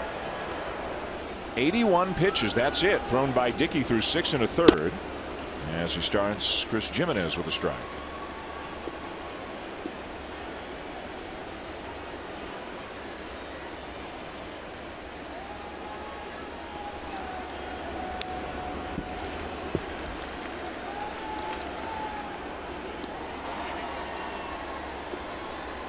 Dickey has been working quickly. He's economized his pitches. He's been touched up, though, for 2 solo home runs. The home run, the big issue for him for much of the season. Rajay Davis got him in the second. Jason Kipnis got him in the third. We mentioned during that 12-game win streak by the Indians, they had hit 22 home runs. This is their 13th game, and they've added 2 more home runs. So as much as we have credited the pitching, the offense has been pretty good throughout this win streak. Look, that ball was a foul tip. I'm with you. When you go through the lineup of the Cleveland Indians and you think power, who comes to mind? Napoli? Napoli, probably. Santana? Santana's got 16. And again, they're doing it without Michael Brantley. All-star caliber player, has been out almost the entire year. Came back from shoulder surgery and then suffered another shoulder injury. They're optimistic he'll be back at some point.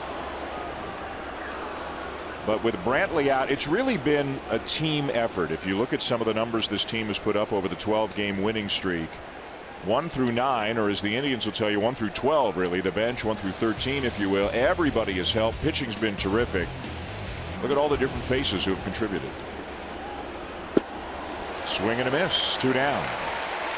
You look at that win streak, and the Indians, yeah, they're trying to win their 13th straight, but they've had a 4-game win streak, a 5-game win streak, and a 6-game win streak. And you do that, the backbone of those win streaks is starting pitching, and they'll keep you in the game. And as we mentioned, Terry Francona has a reputation of being a guy that has a quick hook. He goes to the pen a lot, but his starters have been pitching so well that he's just been able to ride them. These two teams are 1-2 in the American League in innings from their starting rotation. The Blue Jays are 1, the Indians are 2. Now, Blue Jays have played 3 more games, so the Indians probably would be just a little bit ahead of them in terms of innings per game. But both have gotten a lot out of their starting rotations this year. And actually, I'm sorry, it is the Blue Jays #1 by percentage of innings as well. Blue Jays are #1 at almost 71%. Indians #2 at about 70%. Talk about the offense, that it's not just 1 guy or 2 guys or 3 guys for the Indians. They're getting contributions from everybody during this win streak. 10 of the 12 position players own at least 9 hits. I mean, everybody is contributing, and that's what happens when you go on these kind of runs. Everything seems to fall your way. You start playing great baseball, and you come to the ballpark expecting to win. After this series, the Indians go home. They're at the end of a long road trip. Went to Detroit, swept them. Went to Atlanta, swept them. 4 games here. Then they go home to play the Tigers and the Yankees before the All-Star break. As you mentioned, Buck, earlier, 9-0 against Detroit this year. Yeah, that's hard to fathom. You would have that kind of dominance against one of your division rivals. With Zimmerman and Verlander, you'd think they would have cranked up something to break up that streak. 1-2 pitch. Into right field. On comes Carrera to make the catch, and the inning is over. 3 up and 3 down to go the Indians. 7th inning stretch at Rogers Center. Edwin Encarnacion is going to lead it off for the Blue Jays. He'll be followed by Michael Saunders and Kevin Pillar. Toronto coming up down 3-1.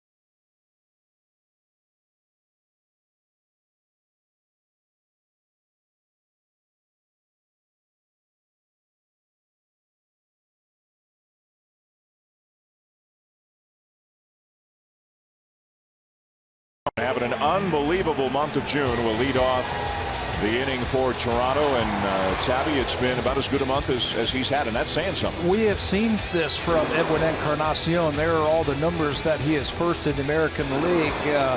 He actually has the team record tied for most RBIs in a month. He's tied with Josh Donaldson, 35 RBIs. He's going to have to get hotter his last couple of at-bats here. He's had 30 RBIs, and he needs to score a run to score 30 runs and drive in 30 to become the 4th player over the last 60 years to do that.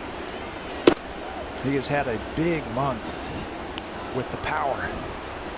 He had a big month last August. He had 11 homers and 35 RBIs August of 2015. And in May of 2014, he had 16 homers and 33 RBIs.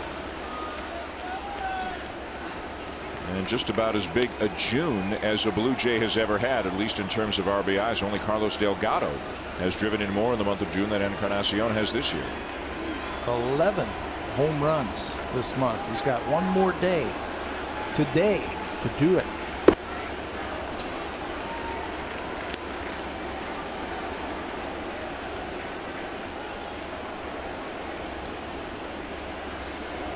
Just 87 pitches thrown by Carrasco as he works here into the 7th inning, and he has struck out 10 batters. He's walked 2 and given up just 2 hits, including the home run to Josh Donaldson. It's interesting with nobody on base and no outs how Carrasco is still being very careful to Encarnacion, but if he gets on base, then the tying run comes to the plate. It's been very defensive pitching against Encarnacion tonight. Foul ball, full count. Encarnacion, the way his face looked there, thinking maybe he should have gotten that one. That might be the best one he gets. I had a chance to meet Edwin's father before the game in the Blue Jays dugout. He's up here until the All-Star break from the Dominican Republic, and obviously very proud of his son and what he's accomplished as a player.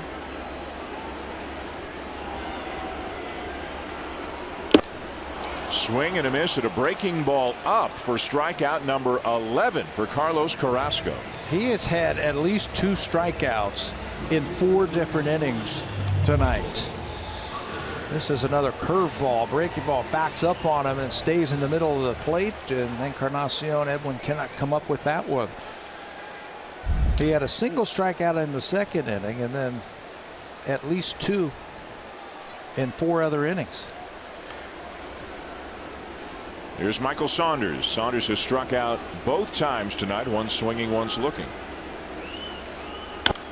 And if you're wondering what his career high is in strikeouts, Carrasco, he had a game against the Kansas City Royals just last year where he struck out 15.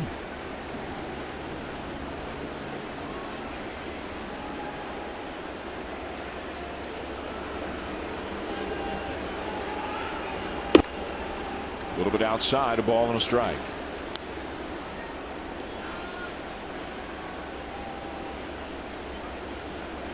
The crowd here at Rogers Center tonight. Tomorrow is a sellout for Canada Day. Big crowds expected over the weekend against the Indians as well. A lot of home games in the month of July for the Blue Jays. Only 5 road games the entire month after the All-Star break. 3 at Oakland, 2 at Arizona. 2 long homestands in July. I think this is a good time to lay a bunt down right here. I mean, Blue Jays need some base runners. They've had 2 hits all night long. Over shifting against Saunders, and they have not been able to solve Carrasco. Can't do it now with 2 strikes, but that would have been a good time just to get one down. And Uribe, the third baseman, just moved from relatively close to third base to deep short. Look at that. You got that whole left side of the infield to work with now.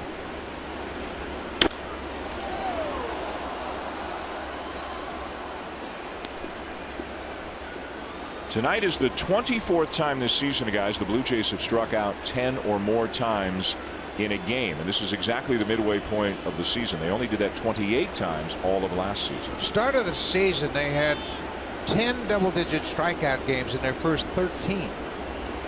And it was a real problem, and it hasn't been that much of a problem lately. But tonight, Carrasco's been able to command all of his pitches, and he's been tough. They haven't had a double-digit strikeout game since that first game in Chicago when they struck out 12 times against the White Sox. Statistically, this is the best pitching staff in the American League, the Cleveland Indians. They come into the game tonight with a 3.45 ERA. No swing, and it's a full count. The second best team ERA is 3.90. So that's Seattle. The Indians are almost half a run better than any other team in ERA this year in the American League. They were talked about at the beginning of the season. Yep. There's a lot of people who picked the Indians to win the Central Division based on that pitching staff.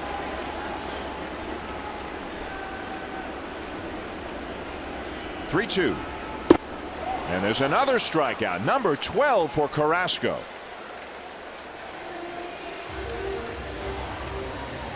It's a pitch for Carrasco. It's not a fastball. It's like a split changeup. And there it is right there. He's not afraid to throw it. He's throwing it in a great spot all night long. Combine that with his fastball, his breaking ball. He's throwing 3 pitches at any time for strikes, and he pulled the string that time on Michael Saunders. Got Michael for the 3rd time tonight. That's been a tough pitch to pick up tonight. Every hitter in the Blue Jay lineup has struck out at least once.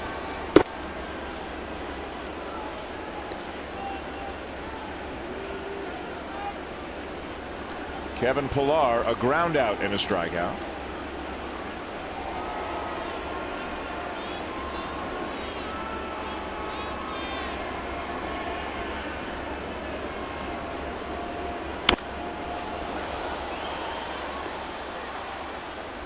.100 pitches now, or 101 pitches, I believe, now that Carrasco has thrown as he works with 2 out here in the 7th inning.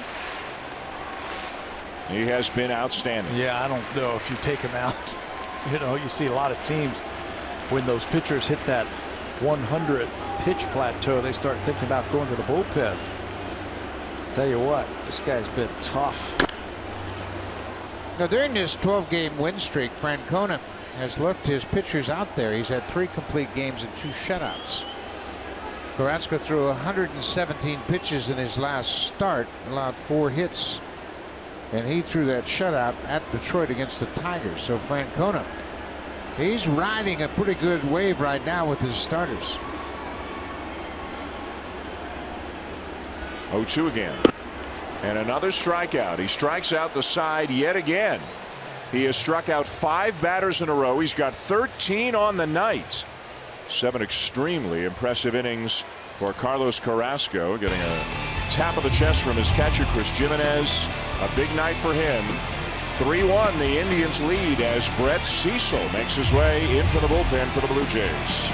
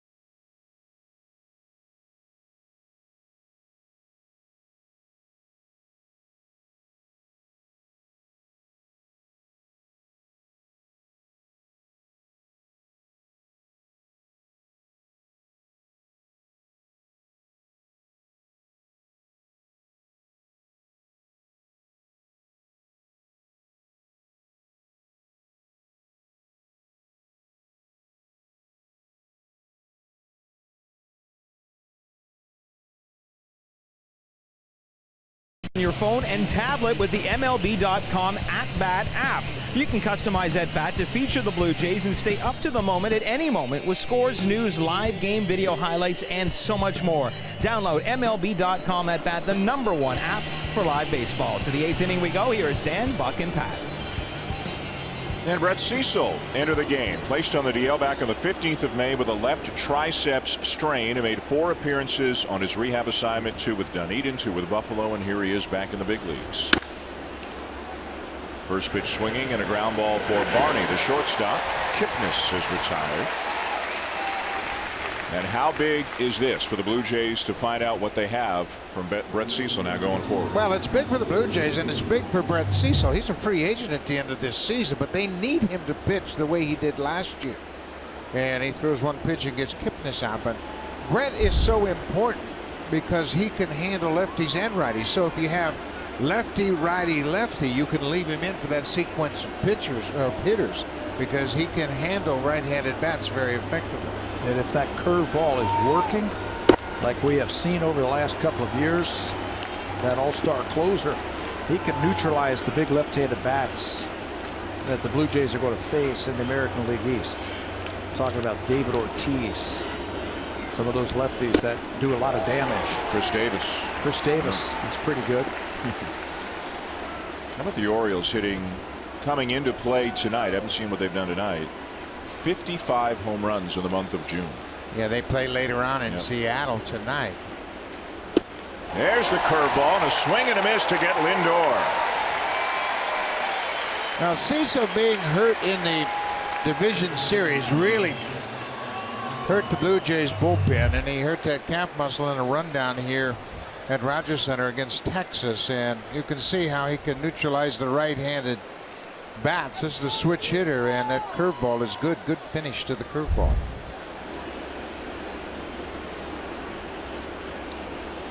So 2 down quickly for Cecil. Here's Mike Napoli.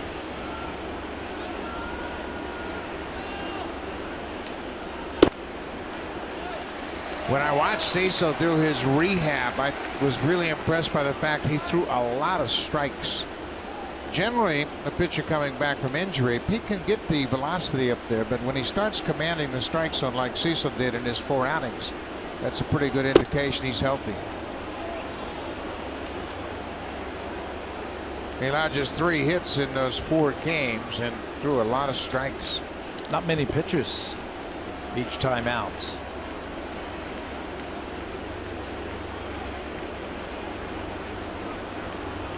One on the way. Took something off. Swing and a miss by Napoli. 1-2.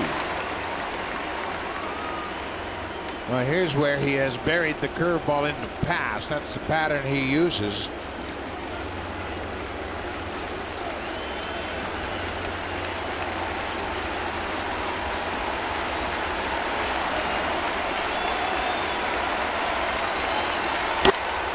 Crossed up Napoli. I believe it was Napoli that he picked off at first base and got in a rundown in the playoffs when he injured his calf muscle. Napoli was playing for the Rangers at the time, of course. Yeah, it was a simple rundown play. Hurt his calf. Blue Jays didn't have him in that series against Kansas City. They need a left-hander out of that bullpen to get some outs. Fouls off the breaking ball.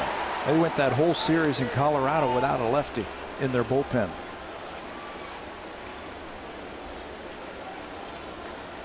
A lot of people believe that you're better off not to have a lefty than one that you use that you're not really confident in. The Blue Jays have used, I think, 5 different lefties in the bullpen so far this season.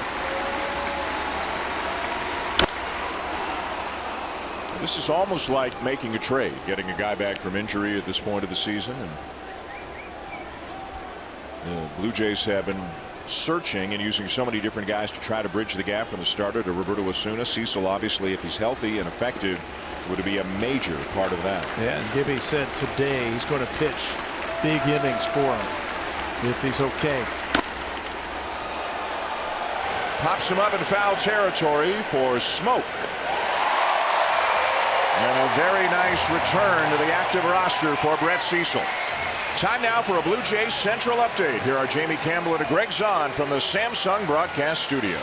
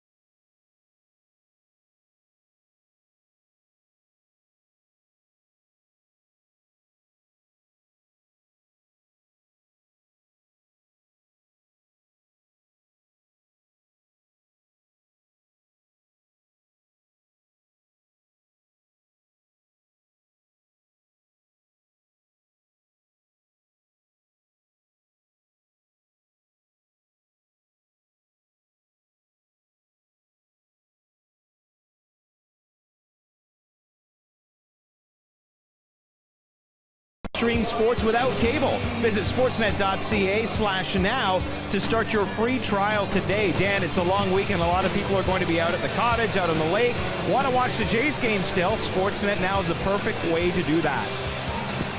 Absolutely ideal, especially if the weather's nice. People are out and about. There are going to be a lot of people here tomorrow. We know that. Better than 41,365 to be exact in attendance here tonight. Looking for a little offense here in the bottom of the 8th as Carlos Carrasco, over 100 pitches and with 13 strikeouts, heads back out there for the bottom of the 8th inning. Smoke, Barney, and Tolley scheduled for the Blue Jays. The bullpen is up for the Indians. Big cut and a miss, 1-1. Has he thrown a ball down the middle of the plate tonight? I cannot recall a mistake over the middle of the plate. Now he's been pretty effective with all of his pitches and keeping him out of the middle of the plate.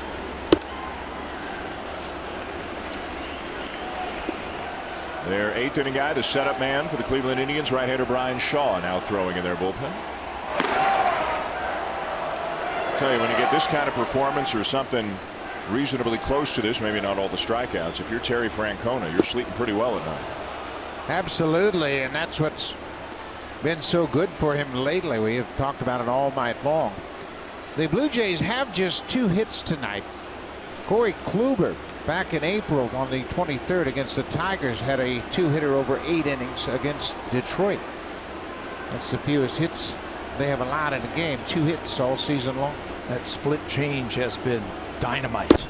There it is again. Strikeout number 14, the 6th consecutive batter he has struck out.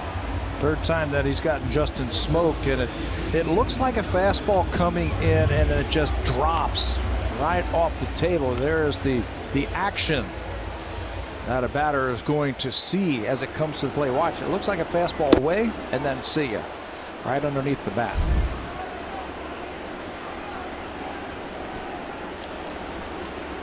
It's the 3rd time this season Cleveland has recorded 14 strikeouts in a ball game. Barney with a grounder foul. Their season high is 18. They did that on the 11th of May, and that was in a 16-inning game. Russell Martin out in the on-deck circle to hit for Josh Toller.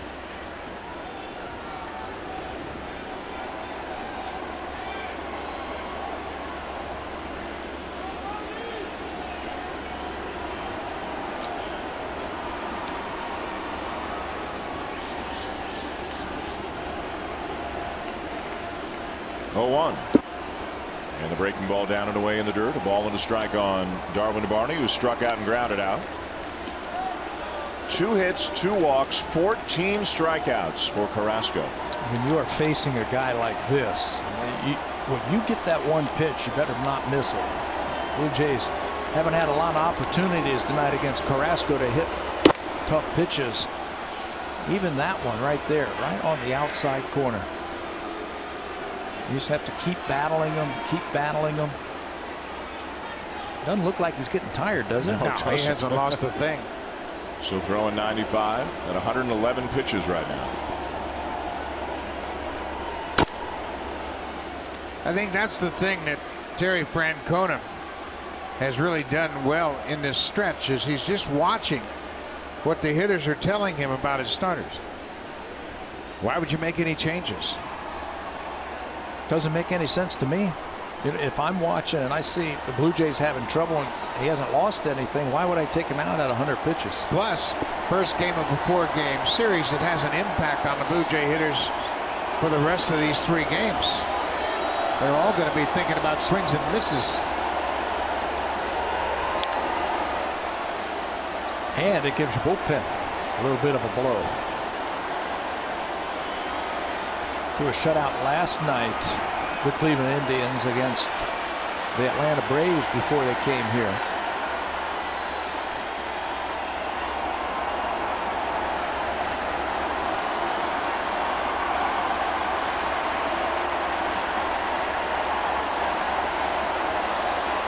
Again, the 1-2.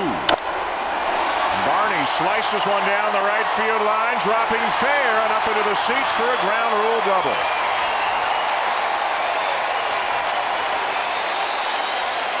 Well, this is the beauty of the Blue Jays lineup. The fact that that's just the 3rd hit of the game.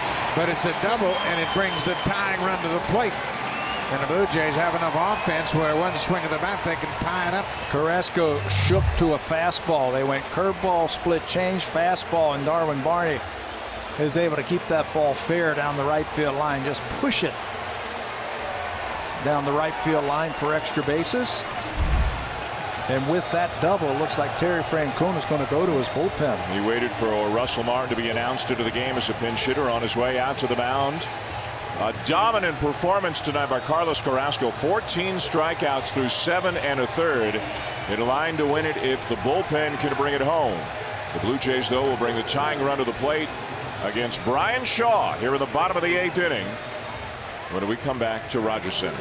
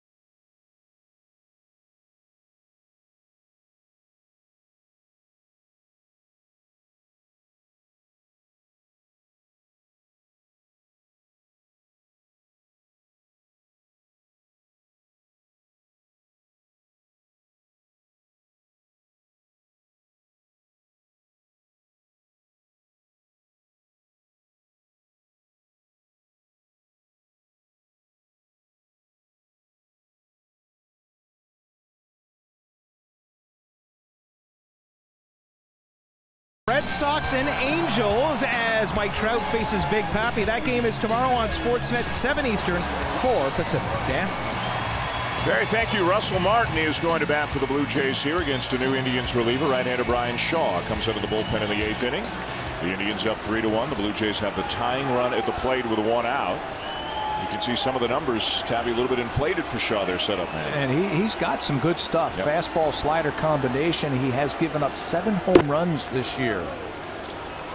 He's had 33 strikeouts in 30 innings, so he can pump up the strikeouts, but he's been prone to give up the home run.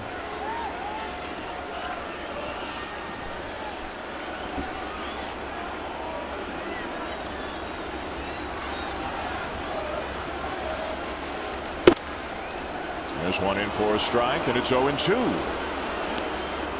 Martin questioning the call of Bill Welke, the home plate umpire.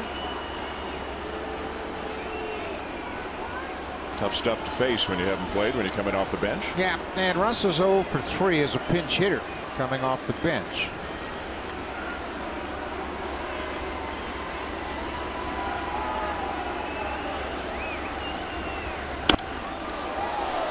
They got a pretty good pitch to hit with 2 strikes, a slider that stayed up in the strike zone.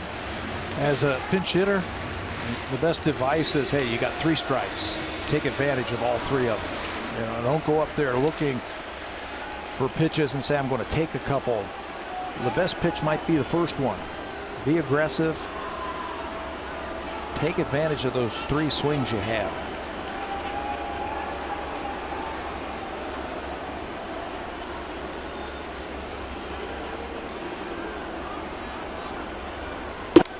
Takes high, ball 1.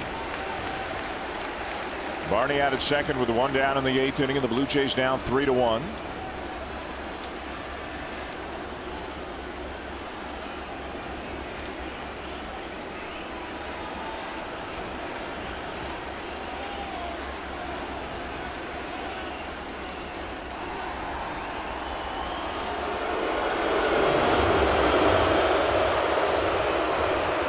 Funny sometimes how angry fans get when a catcher goes to the mound. Like that was venomous right there. Yeah, it's like, come on, we want to see a hit. Let Russell swing the bat.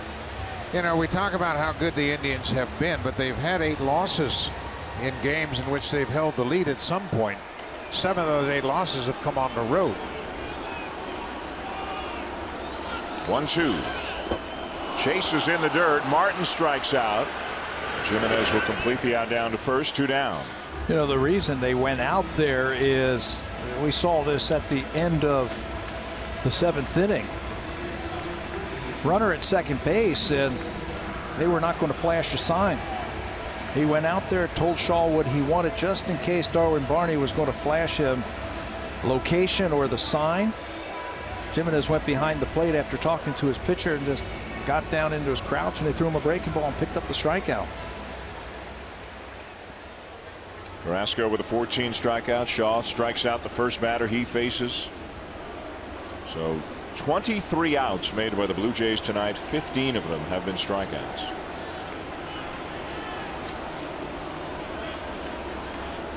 Here's Ezekiel Carrera. Ground out, strikeout, and a walk.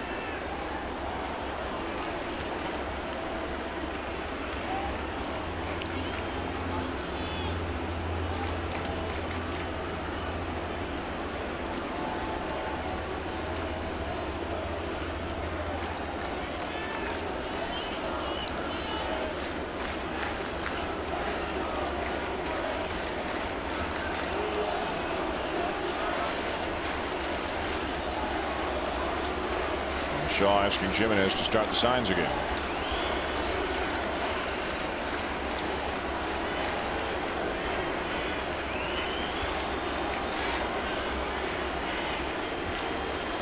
(1-0) up and away, ball 2.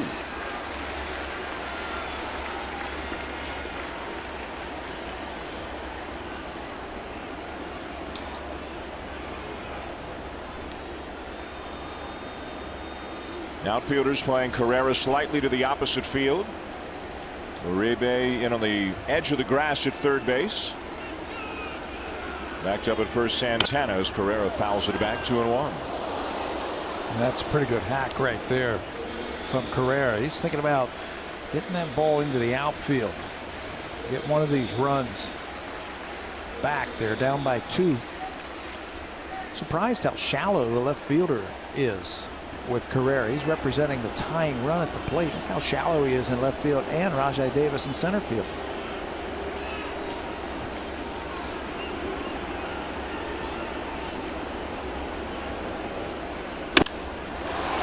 Out of play down the left field line, 2-2.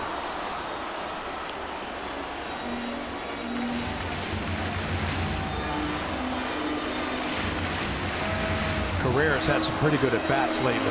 Some long at-bats out of that leadoff spot.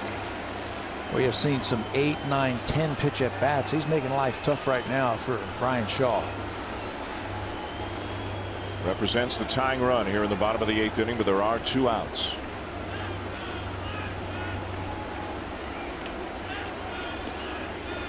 Shaw the set and the pitch, and he bounces it in, blocked nicely by Jimenez. The count is full. It's going to be an interesting pitch now on 3-2. He's got Devin Travis on deck, a right-handed hitter. Good block by Jimenez. Just a hard slider. It wasn't even an effective pitch, but Jimenez plays it off his chest protector and keeps it right at home plate. But now, tough decision for Jimenez. What do you call it? You call another breaking ball? He's got that natural type of slider. I think that's what we're going to see. It just depends where, inside or outside. Here it comes, and it's low, ball 4. Tying run at first.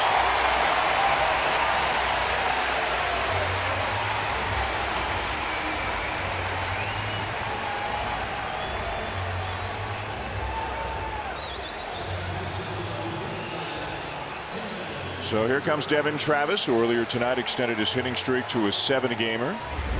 Folks will remember last year playing against the Indians in Cleveland. This is where it all started going wrong physically for Devin Travis. That's the play that created the shoulder injury, or led to it being eventually diagnosed for what it was. Yeah, it was Brandon Moss who hit a hard shot, 1-hopper. The grass was wet that night. It skipped off the shoulder, and that led to problems when he swung the bat, and he just never went away. And they didn't discover what the real problem was until November. 2 exploratory surgeries? 2 surgeries, yeah. Until they found out. Got that thing fixed, and right now he's been swinging a hot bat. Down and away, ball 1. Shaw, in my mind, plays right into Devin Travis's strengths. Everything he throws is away, and that's right in the wheelhouse for Devin Travis.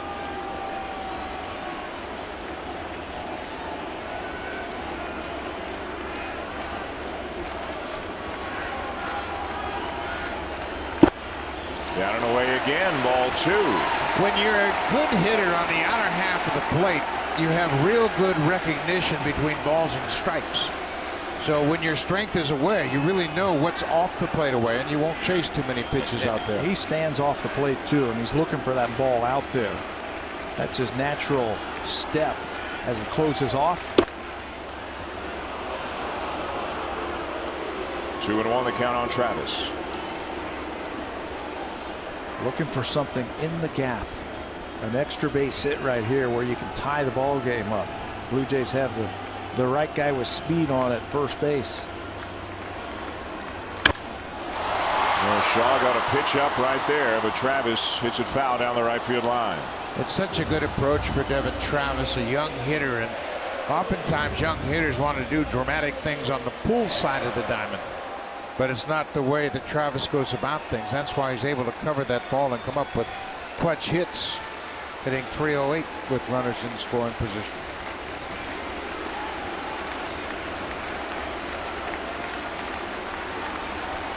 Travis requesting time. He's the go-ahead run with 2 down here in the 8th inning. Big crowd, better than 41,000. Haven't had much to cheer about offensively. The Donaldson home run back in the 4th, accounting for the only run tonight for the Blue Jays. Travis trying to change all that, but he can't. A big strikeout for Shaw. The Blue Jays leave a couple of men on. We're through 8 with the Indians still leading 3-1.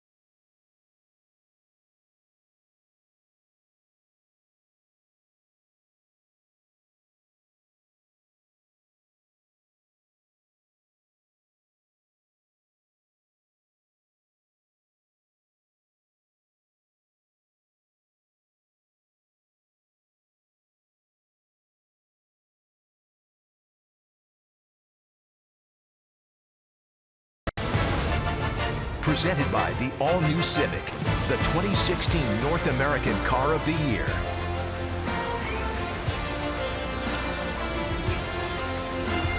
To the top of the ninth inning and a beautiful night here in Toronto. The Indians and the Blue Jays opening up a 4-game series. Cleveland leading 3-1, and out for the top of the ninth, making his second appearance of the season with the Blue Jays, is right-hander Bo Schultz. Bo's first appearance was in Chicago. He struck out the side against the White Sox. He also gave up a home run. That's why his ERA is at 9. Last year, he hurt his hip last season. Didn't really tell anybody, and then in the offseason had some surgery. But he's got a big fastball. He hit triple digits in that game against the White Sox. Hard fastball, hard slider for Schultz. And John Gibbons was talking before the game. He said he's going to be pitching him in some key innings now as he gets acclimated to the big leagues. Jose Ramirez leads off the ninth for the Indians. 5, 6, 7 coming up. Ramirez, Davis, and Naquin. Slider at 90 miles an hour, misses inside for ball 2. Schultz has got a big arm, obviously, but his fastball command is something that he should take advantage of a little better. Use that good fastball, make quality pitches like that one at 97, and he won't have any problems. Yeah, down and away. I asked him, I said, have you hit triple digits before? Have you thrown? He says, yeah. He said, before I hurt my hip, I was able to hit 100 miles an hour.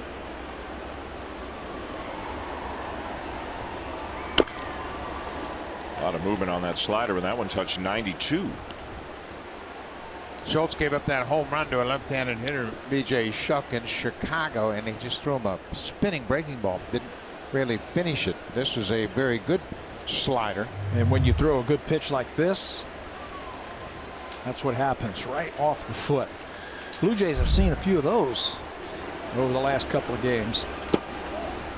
He went down and in again with a slider, but this time Ramirez wouldn't chase. Looking ahead to the bottom of the ninth, the Blue Jays will bring up Donaldson, Encarnacion, and Saunders. There's Rajai Davis, who's homered tonight, awaits his next opportunity. Pulled down to first, up with it, Smoke. One down.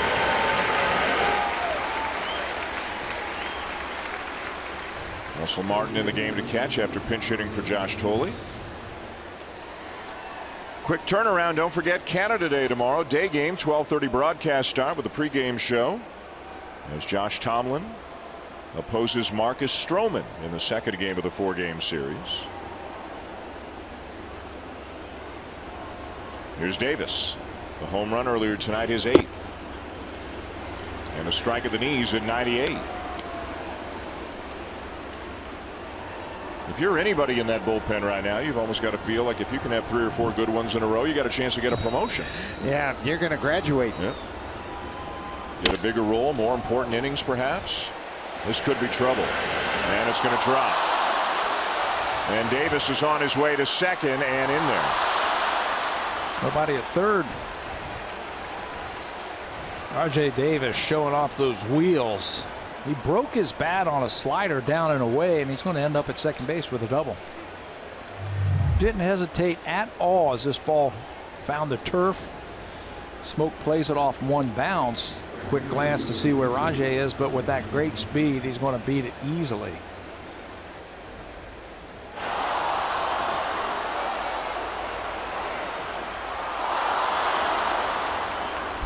Barney might have gotten spiked a little bit at second base. Yeah, they all got tangled up. He and Davis got tangled up around the bag at second, and I think that's right. Rajai stayed at second. Donaldson had to back up the ball that got away from Barney, took him away from third base.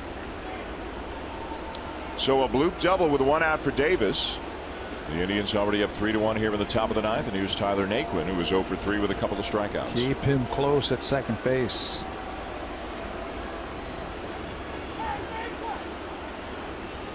Barney right on second base. It wasn't like he came in late on a timing play. He had his foot on second base, almost like he's holding him on like a first baseman. We've seen it too many times when Rajai was here as a Blue Jay, just taking third base with that great speed. So Darwin Barney is going to play behind him, and he's going to keep him close.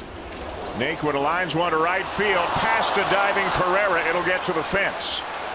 Davis will come in to score easily. Naquin's around second, on his way to third, and in there without a throw as the Indians up their lead to 4-1.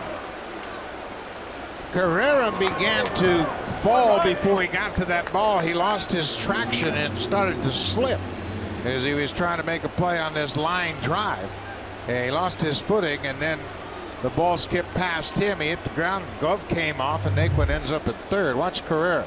He begins to stumble before he gets to the ball, and then ball bounces past him, and Rajay scores easily as that ball goes all the way to the wall, and Naquin is off to the races.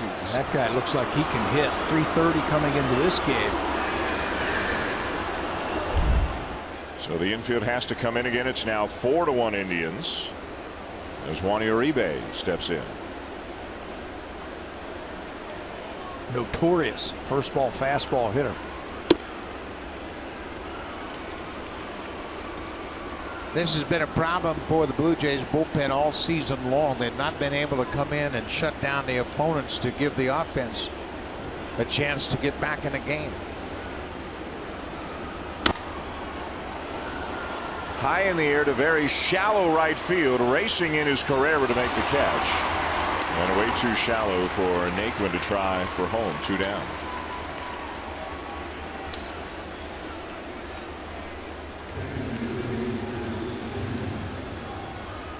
Well, a tough break on the blue double, but the liner to right, no cheapie off the bat of Naquin.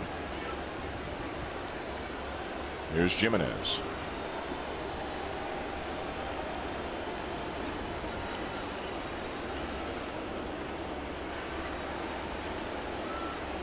Indians now out hitting the Blue Jays 10-3 on the night. All right, Dickey goes 7 and gives up 3 runs, all earned on 8 hits. Brett Cecil a 3 up, 3 down 8th, and now Schultz here in the 9th. Again, R.A. Dickey with another good start here at Rogers Center, and he holds the Indians to 3 runs, but he's on the hook for a loss. Blue Jays just cannot score him runs. Team has scored more than 3 runs just 6 times in his 16 starts this year.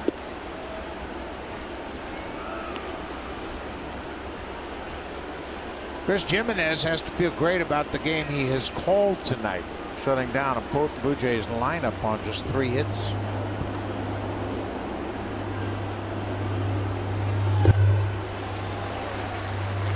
Two and 1 the count.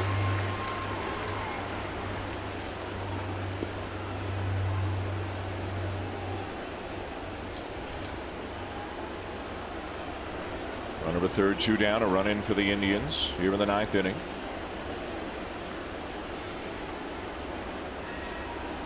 And the pitch, fastball chopped over the mound, charging Barney on to first in time. The Indians though add on a run, and they will take a 3-run lead to the bottom of the 9th. So the Blue Jays have some work to do. Right part of the lineup coming up though. Josh Donaldson will lead it off, then Edwin Encarnacion, and then Michael Saunders. 4-1 Indians looking to extend their winning streak to 13.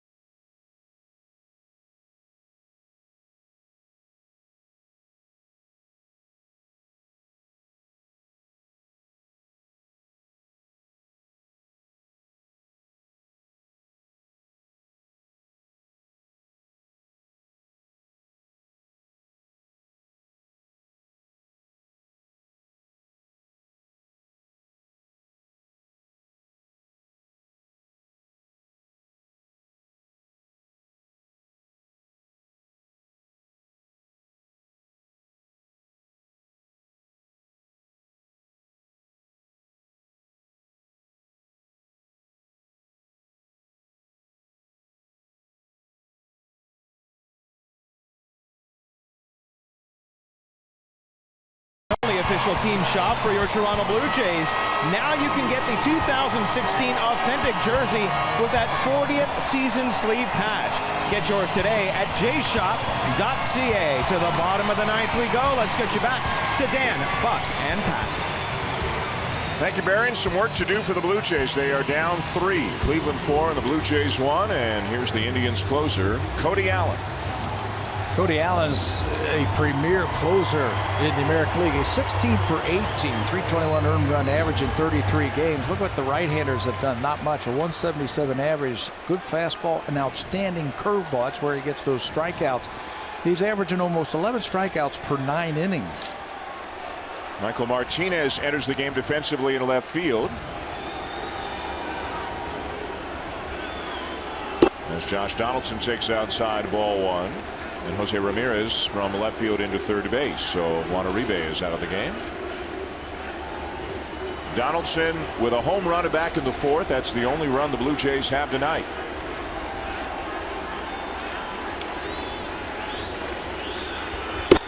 Swing and a miss at a 95-mile-an-hour fastball, 1-1.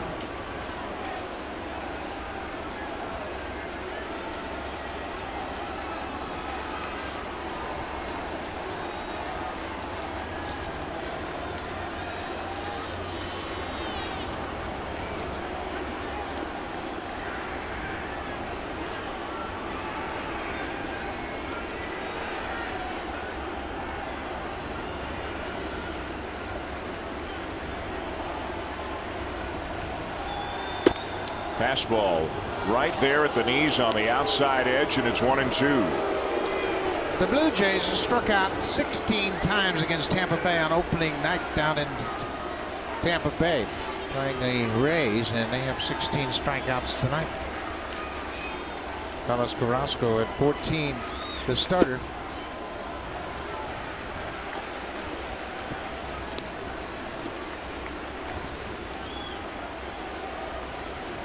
I've been impressed with the types of pitches, but where they've thrown them tonight. Carrasco barely threw a ball above the belt all night long.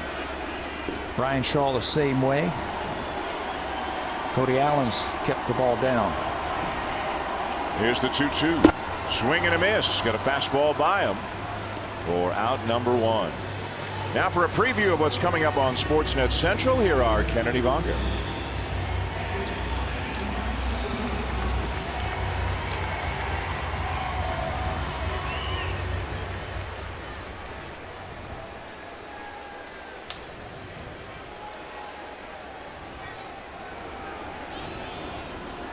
Sounds like Portugal was playing, I'm guessing. 17 Indians strikeouts of Blue Jays hitters here in this game. 14 for Carrasco, 2 for Shaw, 1 for Allen. Here's Edwin Encarnacion.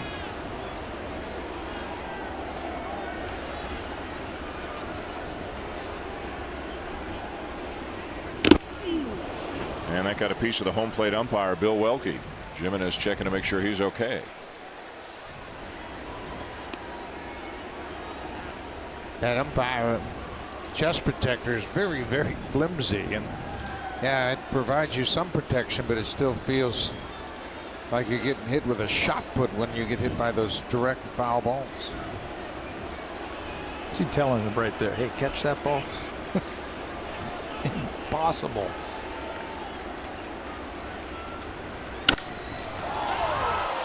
Way up in the air on the infield. Lindor, 2 down. And the Indians are 1 out away from matching their all-time franchise best with a 13-game winning streak. They've done it twice. The last time was in 1951. Talk around the cage today was this would be a legitimate win if they can continue their win streak right here. They beat up on the Atlanta Braves and they beat the White Sox when they were down. Said coming into Toronto on this road trip, if they can win this game, I think this will really legitimize what the Indians have been going through.